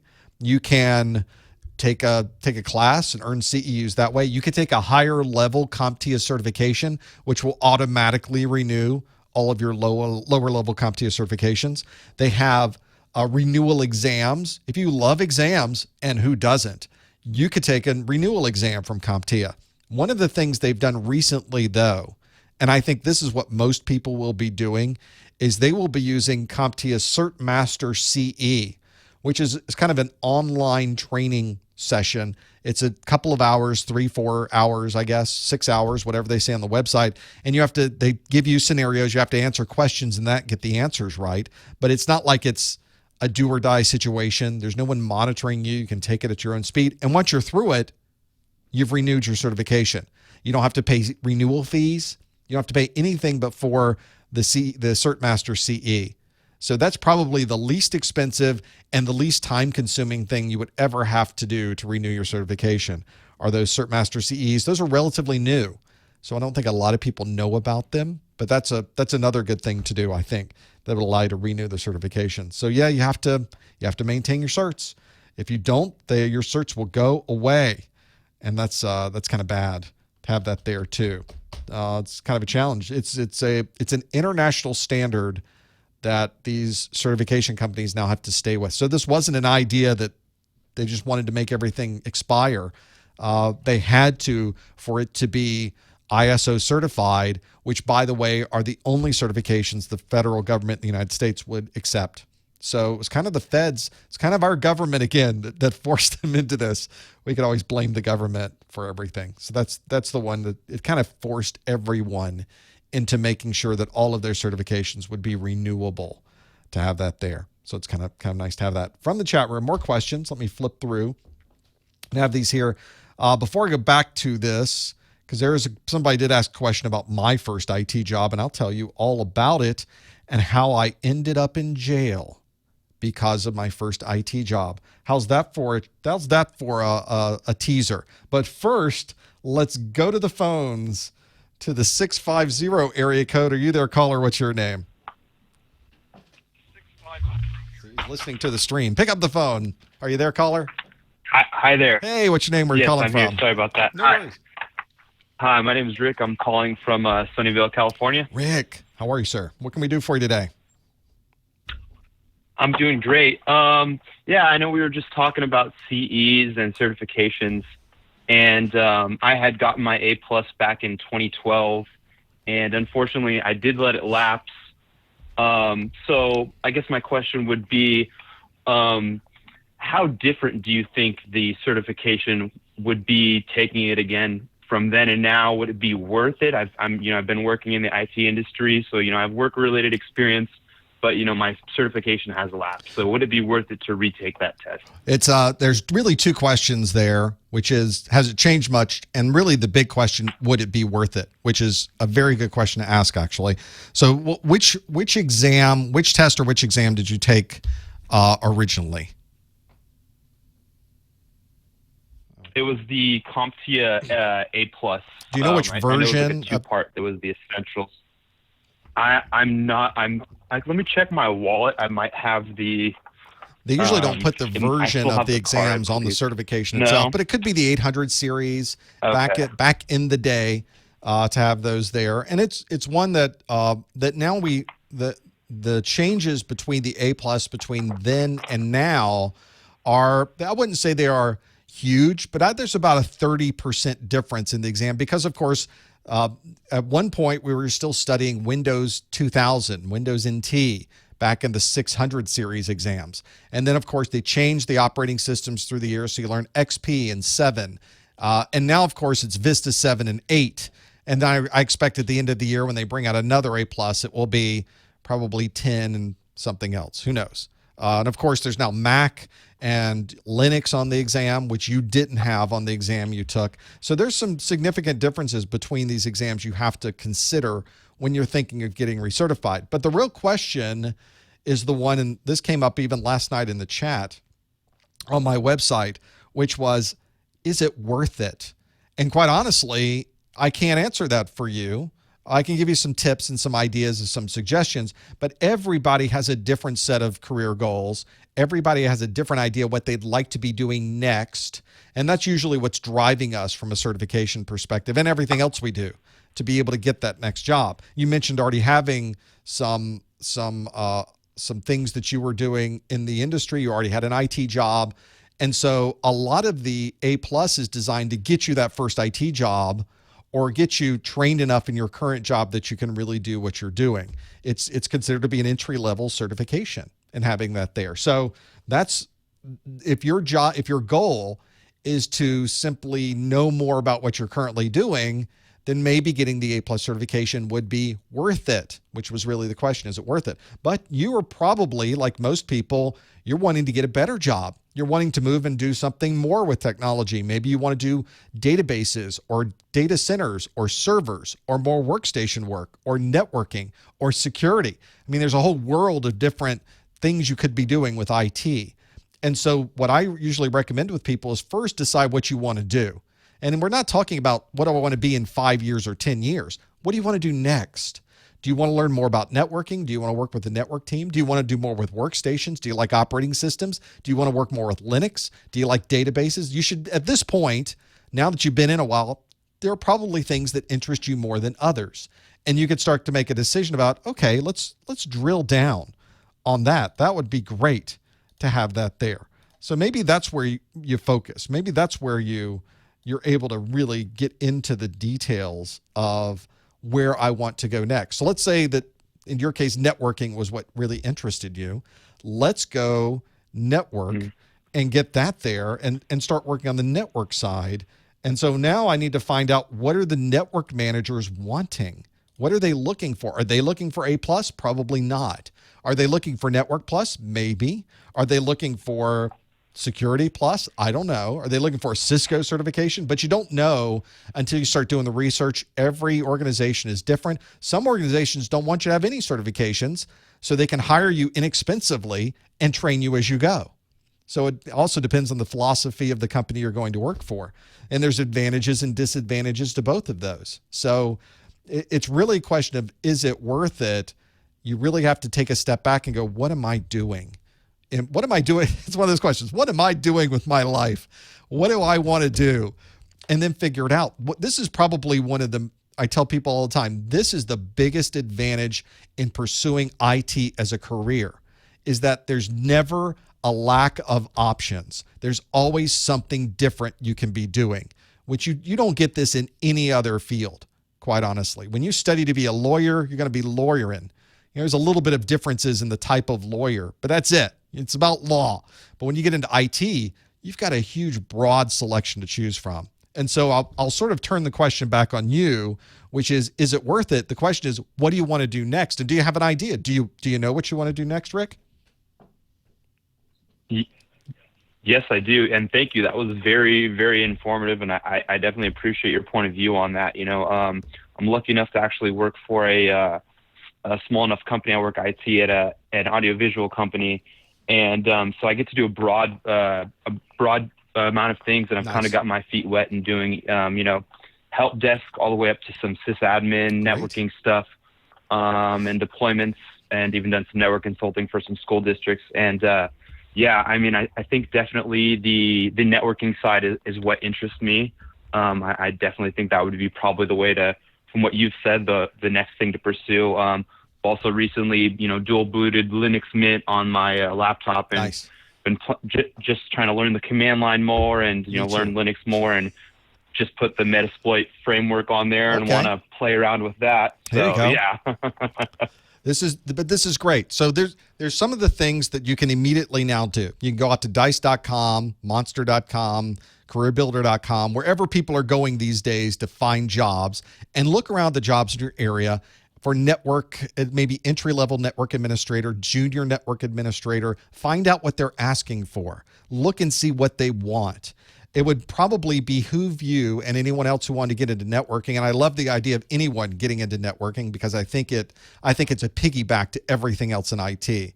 But if you have in your particular geographical area a Cisco user group, you may know nothing about Cisco. That's okay. They don't care. They will let you attend their user group meetings. They would like for you to attend their user group meetings. More importantly, the other people at that Cisco user group meeting are hiring people to do network administration. And getting to know those people becomes important, because they will let you know during the user group meeting, hey, there's some job openings. Sometimes they announce them in the user group meetings. But of course, there's always a part of the user group where you can have a soda and some pizza, and you're chatting with people, and you find out, oh, where do you work? Oh, I'm looking at getting a job in just entry-level networking. What would you recommend I learn? And these are people that are doing the hiring. They're going to tell you, well, if you want to work with us, here's what we expect. And you say, well, I looked at your job posting. It said I needed a PhD in astrophysics. Is that right? They go, oh, no, that's just HR. What we were really looking for is this. And I'll tell you, the thing that people are really looking for is to hire people they know. So when you walk in the door or you provide your resume to them, and of course you'll say, let me link in, let me get your link in. Let's connect on LinkedIn, and I'll send you my resume. And if it fits, it fits. Or you can give me some suggestions on what I should learn so that I can come back in 3 months, 6 months, 9 months, or whatever it is, and say, I've earned the thing that you were looking for. I have had throughout my career probably 15 jobs in IT. And the first job, I didn't know anybody when I got the job. Every other job after that, I knew someone who worked there, and you should never discount knowing somebody and already having a trust relationship in place with those. It makes an amazing difference and goes a long way. That could be some of the best time you ever spend, not only learning at the user group meeting, but making those actual physical networking connections. So very true. That's how actually I got my current job, was through somebody I know, and actually, started out doing hardware break fix from the A+. So yep, 100% hit the nail on that. Sounds like you got a plan of attack, and I recommend you follow up on every single one of those, and maybe that'll get you a little farther down the road. That's how it works for everyone, by the way. So good luck with that, Rick. Thank you very much, Professor Messer, and I'm actually looking forward to hearing about your first job.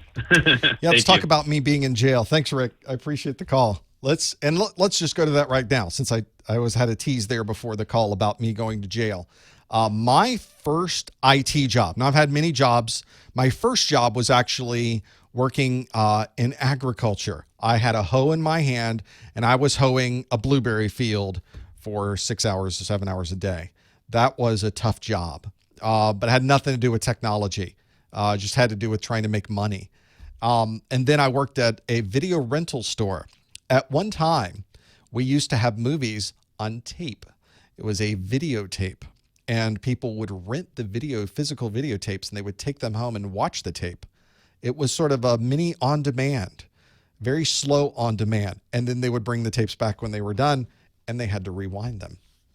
There was, but my first, be kind, rewind. There was the very first IT job I got technically was during school, but I would call that more of a student job, where I worked as an operator in a supercomputer center at Florida State, where we had regular mainframes. We had supercomputers that were, that got so hot, they had to be cooled with liquid nitrogen. There was a cryogenerator in the back room that would cycle through the liquid nitrogen through the supercomputer. Amazing technology. But my job was really just to babysit that. If an error popped up, I called somebody who knew what the heck they were doing. I'd pull printouts off the printer. I would put tapes onto the tape drive. That was sort of an IT job, but that's not the one where I landed in jail. Here's the one I landed in jail. Right out of college, I graduated with a management degree from Florida State University. At the time, there was a management information systems degree, which was kind of the technical degree, but it was really the management degree, and they put a lot of programming with it. Well, I didn't want to program. As it turns out, you don't need that for IT. You need that for computer science. But they didn't know anything, and they kind of squished them together. But I had I got a job working in South Miami for a computer company. This was a company that was more of a retailer. They were a small, I shouldn't say small, they did amazing business, but they had a small storefront in South Miami. And I was working as they called me a systems engineer, but I was really more of a field technician, where if somebody purchased a memory upgrade, I would grab the memory, I would go to their desk, and it was primarily some large companies in the Miami area and the government for Dade County at the time. And if they got a memory upgrade, I would take the memory cards and I would go to their desk and I would put the memory in, made sure it worked, and I would leave. Some people would get hard drives, not a hard drive upgrade. They would buy a hard drive for their computer, and I would show up and install the very first hard drive into that machine. So I had to know how to install the hard drives. I had to install the memory. Sometimes people would forget a printer cable, and I'd be delivering printer cables. So it was kind of a grunty job. You jump in the car, you drive in Miami traffic to the other side of the county, or even up to Jupiter, Florida, hours in your car to drop off a printer cable and to drive all the way back to South Miami again. So that was a job where I was just constantly in motion. I'd grab all my stuff in the morning, figure out where I had to go, off I went. But of course we handled things for the county, and the county has offices at their county facilities, at their courthouses, at their fire stations, at the police stations, and in jail. So I got a call one day that I needed to do a warranty swap of a hard drive at the Dade County Jail. So I went to jail. I parked my car out front. I went in the front door of the jail. It's kind of a scary place for a kid just out of college who's, hi, I'm here to fix your hard drives. That's a nice tattoo you have there. And there was an enormous door on the front that would open up, and I had a briefcase with me with all my tools. I had to give my briefcase to the guy I was meeting who worked in the jail on the psych floor, and he had to take them and say they were his, because I had things like a soldering iron in my toolkit, and those have like a pointy, you could use that as a weapon. So he had to take my tools in and say they were his. But I took the hard drive up to the psych floor, and all the doors. It was not on that particular floor. They were solid doors. It was not open cells, and I opened the machine. Fortunately it was an IBM PS2, which was an older style, very modular machine. They used thumb screws in the back, 2 thumb screws, slid open. The drive would pop out, no screws or anything. The new drive popped in, booted up. There you go. There's your new system. Took me that long. I was like a rodeo clown getting out of there. Boop, boop, boop. Done. We're out of here. I'm vapor. We're out of here. We're finished. See ya. Went down the elevator and got the heck out of there. I was so, and then of course, so that was, by the way, that was my trip to jail. That's what it was. I don't have a record. I'm sorry. But that was that actually proved to me I really shouldn't go in there ever. Let's try not to ever go back into the jail for anything ever. If you ever want to make sure your kids stay on the straight and narrow, take them down to the jail. That will take care of it. You probably don't even have to go in. Just be in the front of it, watching the people go in and out. Interestingly enough, on the similar trip, the police station's right next to that downtown. I locked my keys in my car. So I get back to my car and I can't get back in. Like that's not good. So I go back to the police station, the guy I was working with there, and he opened up the drawer of his car, of his desk, and in there was every tool you would ever think of to steal a car with, because he's taken them away from the bad guys. So he says, "What kind of car you got?" I think I had a Mitsubishi something. It was a Dodge Colt. So it was a Mitsubishi that had been repurposed as a Dodge. What an attractive car, by the way. That's how you get the ladies right there. It's with the Dodge Colt. And he says, okay, just grab one single Slim Jim. Didn't need anything more than that. And walked down with me. Says, that's it? I go, yep, there's my car. This is me, driver's license. I've got it. He made sure it was mine. He went to the driver's side and literally did this. Chunk. That's it. Opened it up. Like, that's what just happened there. That was it. It took you 0.7 seconds to break into my car. He says, yeah, don't ever leave anything valuable in here, ever, in any car. That was it. And off he went. So I learned a couple good lessons that day. I learned about 3 or 4, actually. And that was my trip to jail. That was part of my very first IT job. Very soon after, I got a job working in a more corporate environment at an insurance company. But that was my first IT job. And it taught me very quickly about how I did not want to ever go back to jail. There you go. See, so sort of a trick tease, just like the news does. They don't ever tell you what they're going to do. They always tease it somehow in there. And the Dodge Colt. I wish I could find a picture of the Dodge Colt that I had. Maybe I can find that just so you can really appreciate how stylish I was with that vehicle. I will find it in here somewhere. I assure you, Google is the master at this. Trying to find the one I had. Boy, the Dodge Colt was not an attractive car, by the way, through the years. And the one I had, was it really called the Colt? Yeah, it was like this. Here we go. The 1987 Dodge Colt. Let me bring it over so that you can see it onto the screen, except mine was a kind of a garnet colored automobile. There it is. There's the Dodge Colt right there, people. You really aren't going to get better than that. That's hotness right there. There you go. That's where I lived. That was my world. Driving around Dade County in that. It's actually not a bad gig. It was where you go, you see a lot of different things. You work with a lot of different companies. And in fact, one of our customers at this insurance company said, you seem to know a lot about doing these things. We have an opening in our help desk. Would you like to go do that? And I took it and worked in a corporate help desk. And that's where I started in the corporate world. And that sort of moved me into networking, which moved me into protocol analysis, and ultimately moved me into IT security. So it was a weird world. You never know how this is going to go. You never know how it's all going to work out. At the time, there was no internet. There was no Google. There was no Twitter. There was no YouTube. There was no streaming video. We didn't know how this was going to work. We didn't know any of this would show up. Certainly wouldn't. I could not have predicted this. So at the time, how am I supposed to say, well, what do I need to do to get me to a point where I can sit at home and stream to the internet? There's no even thought that you would do that. You do the next thing in the way. Yeah, how do you do IT without Google? You have a lot of books. You would call the manufacturer directly.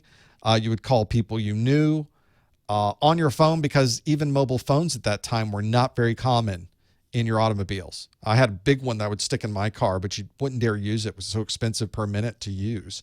You would use maps. Maps are on paper, not Apple Maps or Google Maps. It's a map that's printed. And you would need maps. I would have one that was a spiral bound book, because we're talking about Dade County, that would break down the different blocks at a time. So you could find where you're going, and then you have to find a smaller, more detailed map, and then a smaller, more detailed map. And then you have to drive around, pull over, look at your map. Okay, drive some more, pull over, look at your map. That's how you do it. Yeah, the idea of a GPS was ridiculous. How did that come about? And having those there. So that was those pieces. Let's get some more questions. Back to the chat room and doing those. Here we go. Let's see. Which one did I see coming through? There was somebody asking earlier about statements of work and service level agreements and what those are like. And that's a pretty good question. That's more of a Network Plus question. Is that in the And on the Security Plus question, I don't think it's in the Network Plus to have that there. But that is one that does come up on occasion. So let's talk about it, a SOW, statement of work, because I have had to go through and with many statements of works, and I worked with many service level agreements before in my career. A statement of work is probably the more common of these two, much more common of these two. Well, let's say you need somebody to come in and do some work on a switch. You need the software upgraded. You need somebody to configure some VLANs, and you need to turn on some security features. And you don't either have the time or the knowledge to do it. Let's hire someone to do that. Well, how do we create this agreement between each other that they are going to do certain things? And at the end of this, how do we know that everything has been covered? What we'll do is create a statement of work. And the statement of work basically says, I want you to come in. I want you to upgrade the software. I want you to configure these VLANs, and I want you to turn on these security functions. Go. It's kind of a checklist. And of course, there's a little bit of legal agreements in there. You'll work this much. I'll pay you this much. It'll be a thing. And then the person comes in, they do everything. At the end of the job, we look and see and make sure everything was done. We'll check it off. We'll sign off on it, and you can get paid. That's a statement of work. So anytime you're doing professional services, you will very commonly have a statement of work. A service level agreement is a much more detailed document, much more unusual to create. It's when you're creating a relationship with a service provider, usually over a long period of time. Service level agreements, very common when you have an internet provider or wide area network provider. You would commonly have a service level agreement. And this says that this WAN connection to our remote site will be up and running 99.99% of the time, or whatever number you come up with.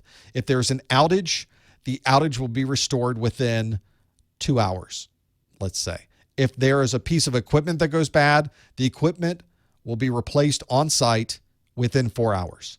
So you have an agreement of what the service levels will be for those particular circumstances.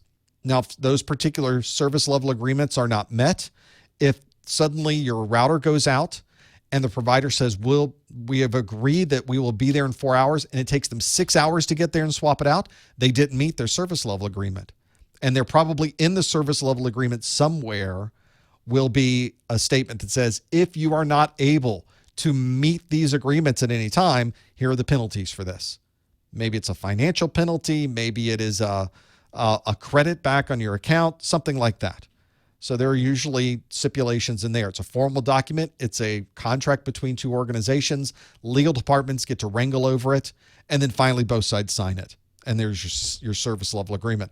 Sometimes lawyers will go through statements of work as well. But statements of work are usually a one-time thing and you're done. And it's usually a lot less formal. It's usually more of something so that both sides know exactly what needs to get done and that nobody goes outside the service level or the statement of work.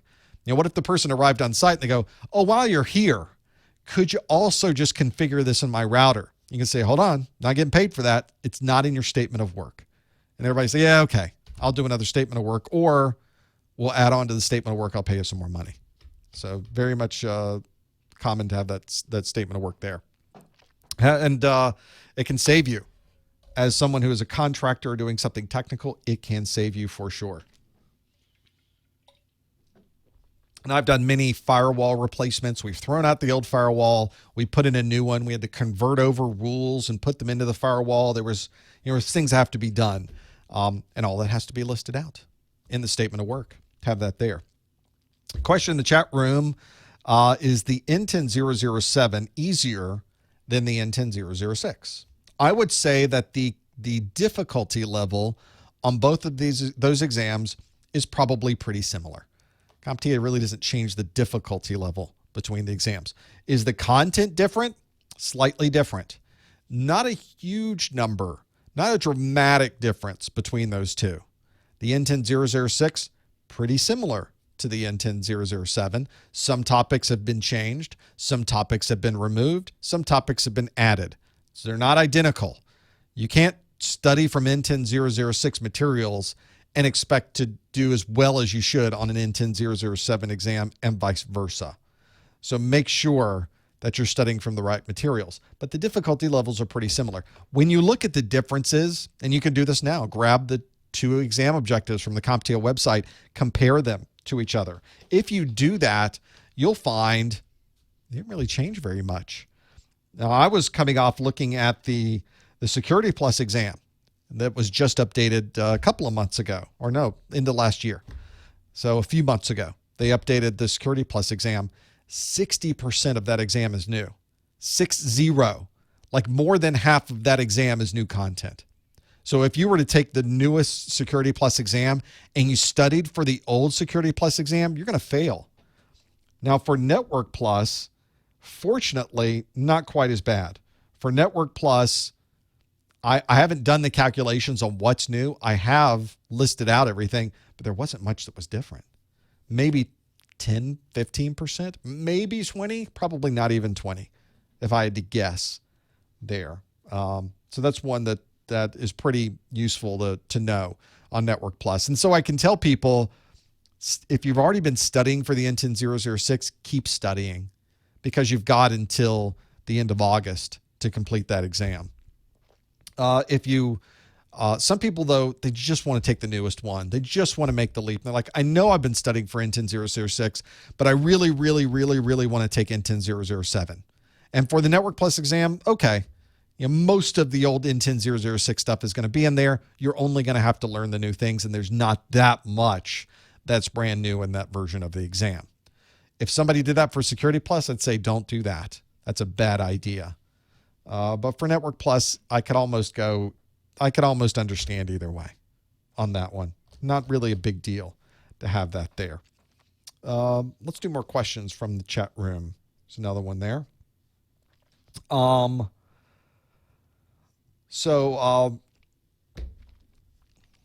question about renewing certifications.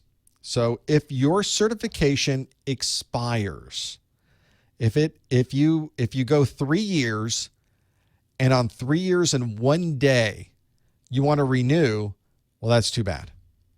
CompTIA generally, once it expires, you would have to take the exam all over again to earn the exam as if you were taking it for the very first time. So you don't want your certifications to expire. I was speaking with somebody in my chat room this week, though, and they were coming up in the expiration date. In fact, their certification was going to expire tomorrow. So they bought the CertMaster CE. And for some reason, they thought just by buying that all they had to do was at their leisure now go through it whenever they wanted, complete it, and they would have 3 more years. No, doesn't work like that. When your certification expires, it is expired. It's over. You're done. But he had already bought the CertMaster. He had invested money in the CertMaster. And this is the only time I've ever seen this happen, because normally CompTIA says when it's expired, you could call them the day after and say, no, I'll do this. Sorry, it's expired. You got to take it again. But for him, because he had purchased the CertMaster and effectively spent that money, it's hard to give money back to people. It's not difficult, technically speaking. It's just hard to give money back to people. CompTIA said, all right, we're going to give you a 2-week extension. But that's it. You got to get the CertMaster done in that. You can do it in a day, in less than a day. But we're going to give you 2 weeks. And if you get it done in 2 weeks, we'll go ahead and renew you. So sometimes you can call them and negotiate. If there's money on the table, it helps. Always. It always helps. There you go. Oh, we'll see R2 in the chat room. Hello, R2. Paid for the CE after yours was expired, and they refunded you. Well, yeah, because you didn't show that you were doing it before it expired. He's lucky he did it the day before, I guess. So they did refund it. Yeah, that is a fair thing to do, to refund it, because it was expired. It's over. It's done. You can't take a newer exam and renew it. It's dead. It's dead to you. There's nothing you can do to be able to make that happen. So I guess that does make sense. But it's so easy to renew with the CertMaster CE. That's just too easy. I don't even know why we would collect CEUs anymore because you have to pay CEU fees. I guess if you were taking the newer exam, you were taking a higher level exam and you knew you were going to take it, well, that covers it for you. You wouldn't have to take the CertMaster CE. Let me explain this CertMaster CE since that's come up in the chat room. I will go to the CompTIA website at CompTIA.org and let's have a look. I would like to go to the certification site, please. So we're doing this as if here. Under continuing education on the CompTIA website, there's an option to renew with a single activity. That's it? Just one activity and you're renewed? Yes. You could take a recertification exam. Don't want to take an exam. I'm not an exam kind of person. I can take the CertMaster CE. Let's learn more. So there's a CertMaster CE for A+, Network Plus, and Security Plus. You can take the A+ CertMaster CE. It's a self-paced e-learning course that provides an efficient way to renew your certification automatically. And you've got to have a current A+ exam certification. It takes 4 to 6 hours, depending on learner knowledge. So it takes me 6 hours. And it says when you do it, you have now completed the continuing education unit requirement for the corresponding exam. $100. $100 your A+ certificate, and you don't have to pay CEU fees. You don't have to pay that maintenance fee associated with CEUs. $100 and you're done, in and out. I think that's the cheapest thing you can do. Well, CEU fees may be a little cheaper than that for the 3 years, but it's pretty close. And if you're like a day, you don't have your CEUs, it's going to expire tomorrow. What am I going to do? This is what you're going to do right here. Network Plus, $175. Oh, see, they know. These more important certifications, they cost a little more. Security Plus also $175. So that's a great way to do it. So in an easy way, in an immediate way, you're not taking an exam. You can do it immediately. If you're under a time crunch, that's a good way to do it, I think. That's a decent thing to think about doing, I think. So maybe that's what you want to do. Maybe that makes sense for your certification. Maybe you're getting a Network Plus exam certification. Maybe you're going to take the Security Plus. If you already have the Network Plus, maybe you know you're going to do that, so this doesn't apply to you. But of course, you could just collect CEUs. You know, you're going to a trade show, you're attending classes. This is your normal things you do in your job, and then all you do is just pay them money and send in your CEUs, and you don't have to go through CertMaster. Maybe going through CertMaster is just not your thing. Okay, there's other ways to do it. So they give you plenty of options, probably more than anybody else, to be able to do these CEUs. Makes it easy to renew everything too. So there's no excuse for letting that expire unless you're now, but you don't need it. We were having the conversation earlier and saying, well, maybe you're at a job where you don't need that anymore. Let's go to the next thing. But make sure you supplement that with what's next. Make sure you have what's next in your list of things. That's going to be a pretty important part of this, is to have that there. If you do have questions, you're welcome to call in at +1 855 RJ45. You're welcome to put questions in the chat room as well at professormesser.com/live. There was a couple other questions that came in earlier. I'm trying to flip through, so I don't have a way to tag them. I should copy and paste. It's hard to do that when we're in the live stream and I'm answering questions and it's just going by. Try to remember to go back and have a look at those in the chat room. And of course, we can ask a question. This is open phone lines and open questions. So whatever question you might have about anything, always like telling my story about going to jail. What other things did we do? And that job, that was one of the coolest jobs. It actually prepared me for doing more field work because I ended up going from that job into the insurance company. I think I stayed there about 5 years at that insurance company. That's one where you go to the same desk every day and you're just working on different projects. But from that point on, I jumped into more of a vendor-based, a manufacturer systems engineer, which is more on the pre-sales side. And that was a lot of travel and going around places, but you get to see a lot of cool things. I installed protocol analyzers in nuclear power plants.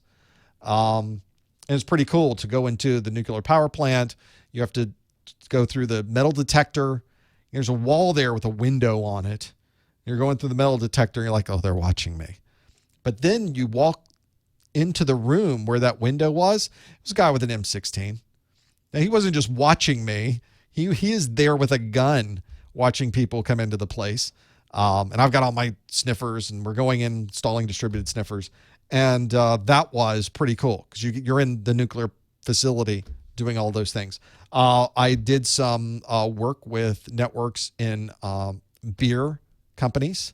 So very large beer manufacturing facilities, and you get to kind of tour. They took me on a tour of the facility when we were done so I could see where the beer was made. They did not give me beer. I did not get free beer, unfortunately. At one point, you got free beer for working there, and then they realized that's kind of a liability, so they stopped doing that. But it was kind of cool because there's a place where people go on the tour, and they go, we're going under here. So I got to go under there and really go into the facility for those. For IT, how long have I been in IT? I've been doing IT. So I got out of college in 1991, 2, somewhere in there. Does that make sense? I think that's close. Somewhere in there. I may be completely wrong with that. But I started there. I worked with that computer company for about 9 months, the insurance company for about 5 years, worked for protocol analyzer manufacturer on and off for about 10 years through year 2000. Year 2000, I was actually working at a third-party call center. So I worked at this one company, went to another company to work, and then I boomeranged back to the original company. And then went to work from there with a security startup, with a next-generation firewall startup, and stayed there almost 7 years. And then ended up doing this full-time. And we've been doing this full-time about, has it been 3 years full-time? Really? Yeah, I guess it has, to have that there. So there has been quite a bit. I'm a 50-year-old fellow. Yeah. So that's been my IT career, which has been from kind of hardware break fix. It has been server administration, workstation. It was workstation administration, server administration, network administration, then into protocol analysis and doing network monitoring, and then went from there to the security side. So it was a kind of a slow go, but it was like 15 separate jobs in there as we went along. Because in some companies, I would start on this job, and then I'd move into this. I'd start with help desk, then move to workstation, then move to server, then move to networking, like 4 jobs in one company. Or I'd be starting as a systems engineer here, and then went as systems engineer and then got out of there and went to work as a systems engineer somewhere else. So it was always, you never know what you're going to run into or how you're going to do it. But that was sort of my path, how I went. But I was always looking at the next thing. I don't think I ever had a very specific 5 to 10 year plan until it came to Messer Studios. Because at one point, as I was, on a plane, going to another country, speaking in front of a group, getting on another plane, going to another country, staying in this country, going all over the place, I realized, how could I not do that so much? What would allow me to do that? And that's where the sort of the genesis of Messer Studios came about, but it really didn't turn into a full-time job until about 10 years after, 9 years after we came up with the company, after we were technically incorporated. It took 9 years for that to be a full-time job. And then now it is. Now it's crazy thinking that it wouldn't be. So that's one of those things. So in chat rooms, R2 saying that his company is being acquired. Any experience in that? Oh, yes. So I was working for a company called Network General. They were a company that made the original product called the Sniffer. When everybody refers to network protocol analysis, they say, grab the Sniffer. Well, that was because the name was one that was created by Network General. And Network General, during the dot-com boom in the early 2000s, was acquired, really just before 2000s, was acquired by McAfee. So McAfee they changed the name of McAfee, changed the name. It was McAfee Associates bought Network General. They turned it into Network Associates. See how that worked? But Network General was clearly bought by McAfee. McAfee was the bigger company. They tell you it's a merger. Here's your tip. There's never a merger. Companies never merge. one big company, and sometimes a small company, one company takes over another company. There's never a merge. So McAfee took over Network General. And so that was really interesting because security was starting to boom. So I was doing antivirus, network performance and monitoring within protocol analyzers, firewalls. They bought the Gauntlet firewall. Their PGP, they bought PGP. During that time, I think McAfee made about 11 acquisitions in like a 3-year period. Now, there were people that were I was one of the acquisitions. So we got acquired, and then I got to watch other people be ingested by the Borg, being brought in and assimilated. And some of those went great. Some of those didn't go so great. Some of them were very rocky. You can't expect to integrate all of these companies together and there not be some difference in corporate culture. Of course, there's going to be a difference. There was a dramatic difference in corporate culture between McAfee and Network General. And that was thousands of people cramming together and turning into that larger company. The real question is there's a lot of stress associated with this at an individual level. So good question. Am I going to be fired? Are they going to lay us off? Are they going to keep us on? Maybe they'll keep you. Maybe they'll fire you. This is the way it goes though. In IT and the way it goes with these types of environment. You never know day to day what's really going to happen. You could be acquired at any time.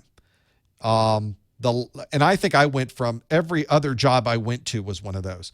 I'd be at a job and it was really good. And then I'd leave and go to another job and I messed it up. That was a bad decision. And then I'd find the next job would be a better one. It just happens all the time. It's part of IT. It's one of those, one of the advantages I mentioned earlier is you have so many things you could do in IT and many places to go. This is one of the downsides of it, is that it's constantly changing. And we went through so many acquisitions in a short period of time.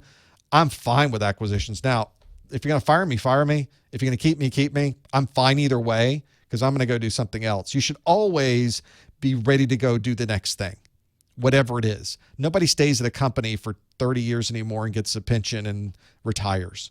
In IT, you're going every few years from place to place. So you should always be planning the next one of those.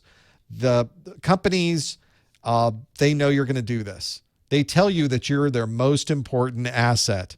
This isn't real. That's not true. In fact, their most important asset is the data that's on their servers. That's the most important asset. They can replace you. They can't replace the servers. But they will tell you they really like you. And maybe they do really like you, but you're not their most important asset. Because it's business. It's not a personal thing. And we put so much of our life in where we work because we're there such a huge amount of time in our life where we work that we would like it to be a personal thing, but it isn't at all.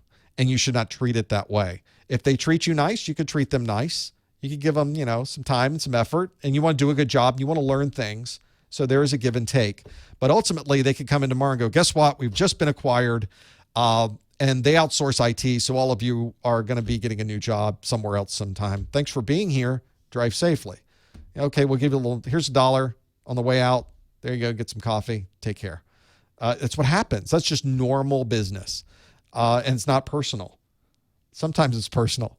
Most of the time it's not personal. But it happens. So you should always have a good LinkedIn. You should always have people in that LinkedIn. You should always be checking in with them. You should always be going to these user group meetings. You should always, always, always be cultivating your personal human network group. Always, always, always. If you haven't seen somebody in a while, take them to lunch. If you have, send them an email. Make a note of when people's birthdays are. Store them in your database. Ping them when their birthdays show up. Just let them know that you're thinking about them. And that goes a long way.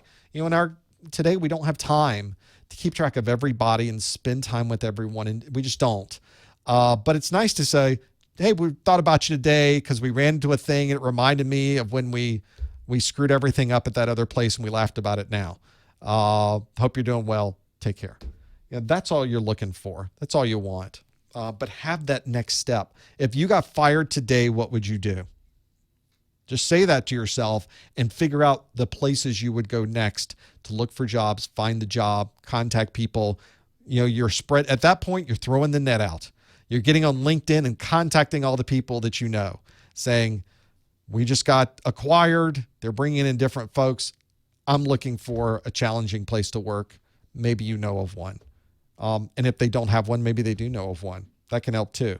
So make sure that you keep your options open. Sometimes you stay there a long time. The last company I was with, I stayed there almost 7 years, and it was a startup. So we went from startup with hardly anybody there. I think I was employee number 95, and now they've got thousands of people working for them, and they're a public company. So you never know, and it was a great place to work. So why would I, those are the things you want to think about. And sometimes, like it was with McAfee, the acquisition actually went pretty well. And we were brought in, and I learned a lot more stuff, and I knew a lot more things, and I stayed there for years. So you never know how this stuff's going to go. Just be prepared for anything. Don't take it personal. Don't stress out over it. You will find a place. You will land somewhere. It will all be good. Just get those networks together, ping the people you know, and you're going to be great. It's going to be fine. We go through this all the time. If anybody ever has a question about acquisition and what should I do, just ping me. I've been through so many. It's crazy for those. So send me. You can absolutely contact me. Hit the contact us link at the top of the site if you have questions or things that you're seeing or what should I do, or I'll tell you my opinion and then you can completely disregard it, which I'm fine with, by the way. Let's go to the 937 area code. Are you there, caller? What's your name? Where are you calling from? I can hear me. Hello. Hey, what's your name? Where are you calling from?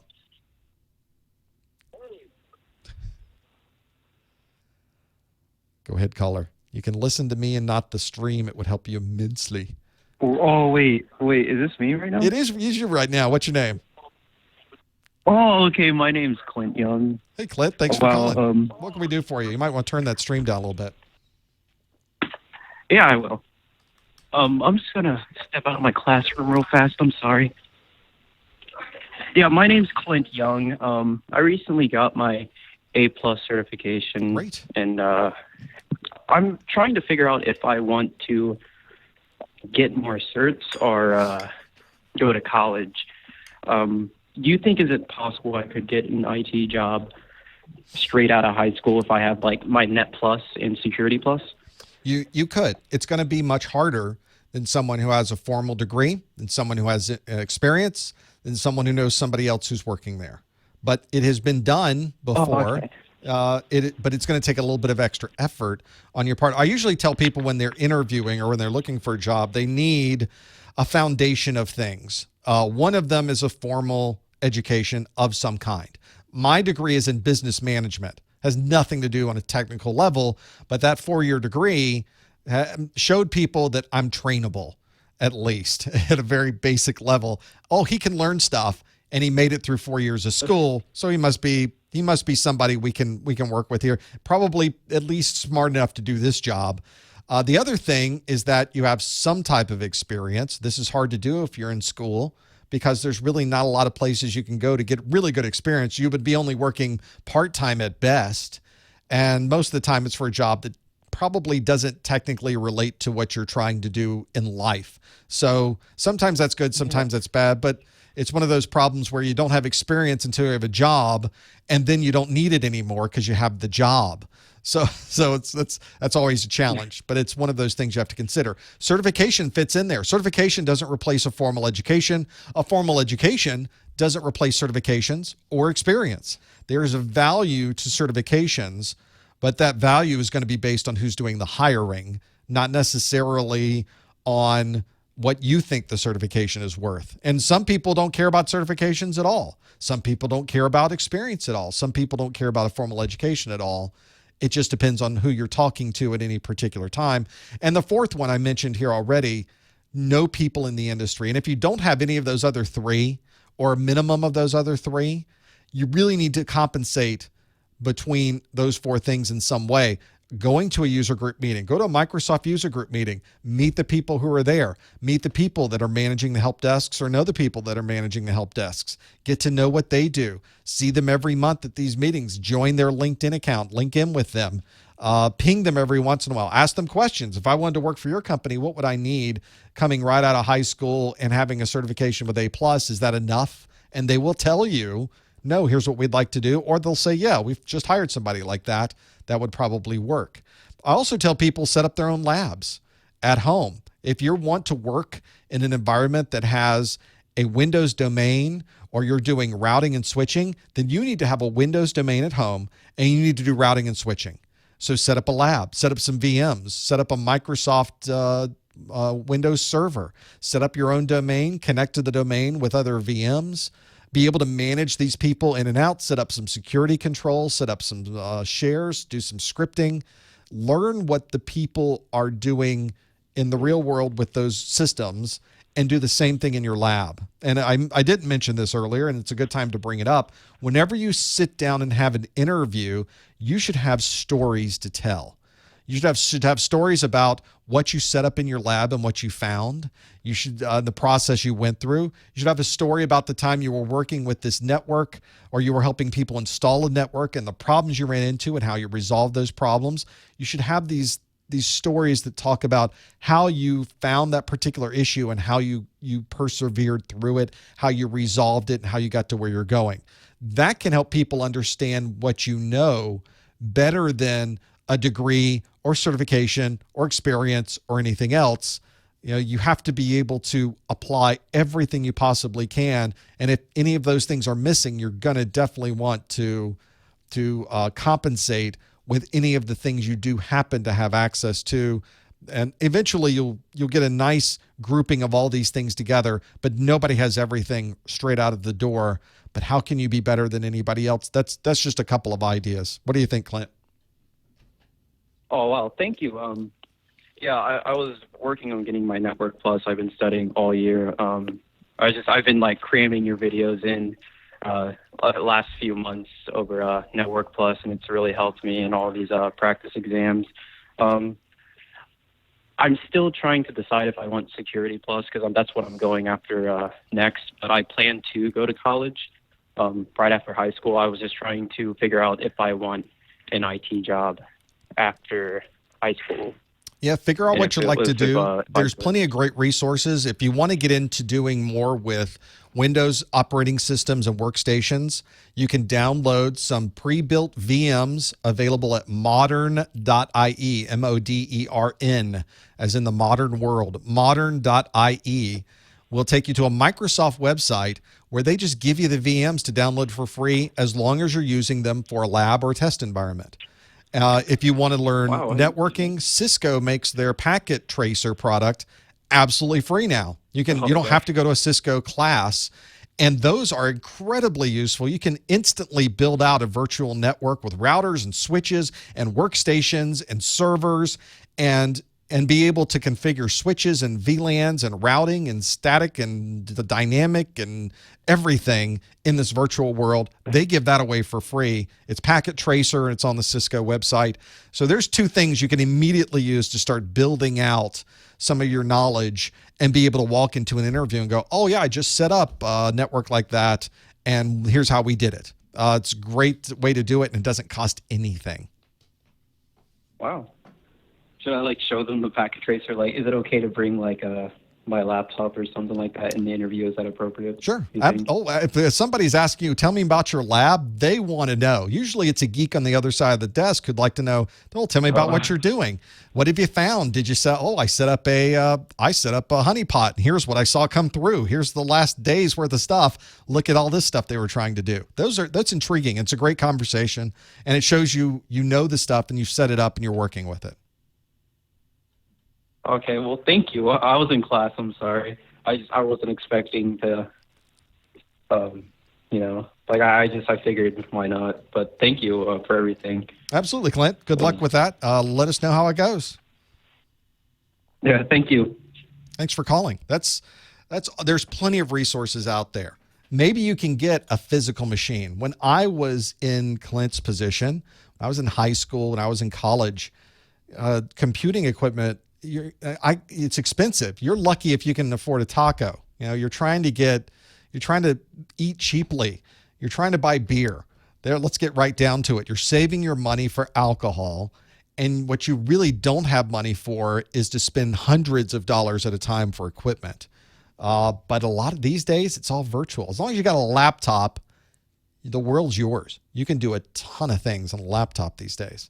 It's just a matter of finding the right things and applying yourself. And I can give you a list of things to set up right now. Set up the Windows server, set up a workstation, set up a firewall, set up pfSense with their graphical front end, set up pfSense with Snort, IPS on it. In fact, there's VMs you could download that already have it, but set it up, run some traffic through it. See if you can get any of that stuff to fire. Change some of the rules. Add your own rules. Set up a packet tracer. Get it running on your Windows or your Linux system. Put a couple routers in place. Put an internet in the middle. Put workstations on the side. Ping between them. Do some natting. Those things come in really handy through all of those pieces. And it's true on there are websites like certification kits. I got some on eBay. eBay has a ton of these as well, where people for $200 or $300 will send you 3 switches, a router, and a phone. It's older equipment, but it runs perfectly. And quite honestly, it runs the same code you'd find in most places. People don't upgrade quite as quickly as you might think.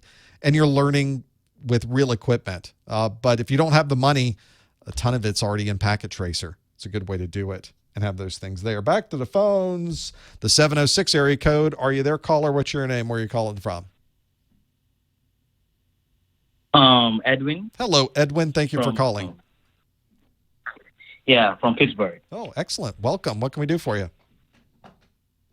I used to work in IT healthcare, but I've recently been thinking of switching over to maybe IT security, and I'm looking towards taking the certification exam for the Security Plus. Sure. But I know that it's gonna prepare me. It's gonna with the certification.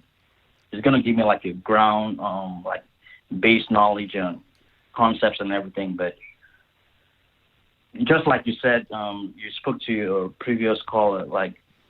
Since I don't really have any technical experience, setting up a firewall or honeypots, how would that help? I mean, apart from just knowing it, having all this knowledge, but no technical expertise to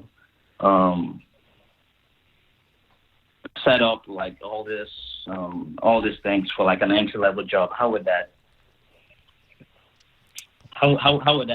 help someone who is just jumping into?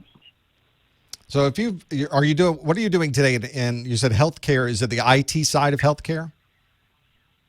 Yeah, but I left. But I'm thinking of I'm planning on making the transition to security. And that's a great transition to make. The one of the benefits of you already having been in healthcare is that these days that is a really secure environment. So if you have any prior experience that had you implementing IT technologies to help support a HIPAA compliance, that goes a long way even outside of healthcare. So if you're applying at a government facility, at a transportation company, at an insurance company, a financial organization, they can appreciate what you had to go through to maintain that compliance. So there's already things that will help you along the way. As far as I just mentioned, setting up some of these environments, setting up a VM, loading up a Windows operating system, getting that Windows operating system to talk to other Windows operating systems, setting up a Windows server, setting up accounts, logging into the domain after you've added the VM to the domain. Those are things that are sort of basic to have other companies hope that you understand when you go to work, at least at the most basic level, at a help desk, for example, at an organization. That's what you're going to be doing a lot of, is resetting some passwords, connecting devices to the network, performing remote desktop communication. And as you're running through these different projects I just mentioned, you're doing a lot of this. You're installing a VM. You're installing a Linux from scratch. You're running an application like a honeypot, and you're watching to see what the results are as people are coming in. and being able to map all of those things out. If anyone is ever interested in getting into security, the one major piece of advice I can give is for you to get the biggest foundation in networking as you can. You need to be extremely comfortable with almost every networking technology, because IT security is effectively how you apply security on top of a bunch of networking stuff. If you're putting in a firewall, for example, it's probably going to be installed as a layer 3 device. So you're going to need to understand IP addressing, perhaps BGP or static routing. You need to understand how to perform a network address translation and what the advantages and disadvantages are. You're probably installing 2 firewalls because you need high availability. Those 2 firewalls need to interact with your internal switches in some way. Are they going to be a primary and a standby? Are they going to be active, where they're both active at the same time? How are you going to manage that with the sessions into your switches? All of these are networking questions. We haven't even got to the security part yet. Now that we've got the firewall in place, we need to set up a site-to-site VPN to one of our partners. We need to understand their IP addressing. How do we set up the routing to that location? Again, all networking questions. We need to set up and monitor for incoming malware through the firewall. So we need to integrate that with some cloud-based service that will be performing scans of those executables. How do we make sure the link to those sites is going to work properly? Again, more networking questions. Maybe you aren't going to set up the firewall as layer 3. Maybe you're going to set it up at layer 1. Maybe it's just going to be a pass-through, a bump in the wire, a virtual wire in some cases. And how do you integrate that with your existing switches, especially if there's switches that are set up with high availability where switches can send any traffic at any time? Now we're dealing with layer 2. Now there's probably VLANs that we would need to check for and filter through the firewall. Again, more networking questions. So that's just a small little piece of the world you might live in. Once you get outside of the network, you get into a lot of operating system questions. How are you going to secure Windows? How are you going to secure Linux? How are you going to secure Mac OS? What do you need to be able to do that? How do I install applications on Linux so I can get our SIM up and running to be able to gather packets via syslog from all of these other devices? Oh, I got to also install a AAA server, which I'm going to put on a VM somewhere that I need to be able to connect to and access via IP, yet even more networking questions. So I've sort of gone off on a bit of a rant there about here are the things you're going to run into in IT security, but that's a normal day for somebody doing IT security.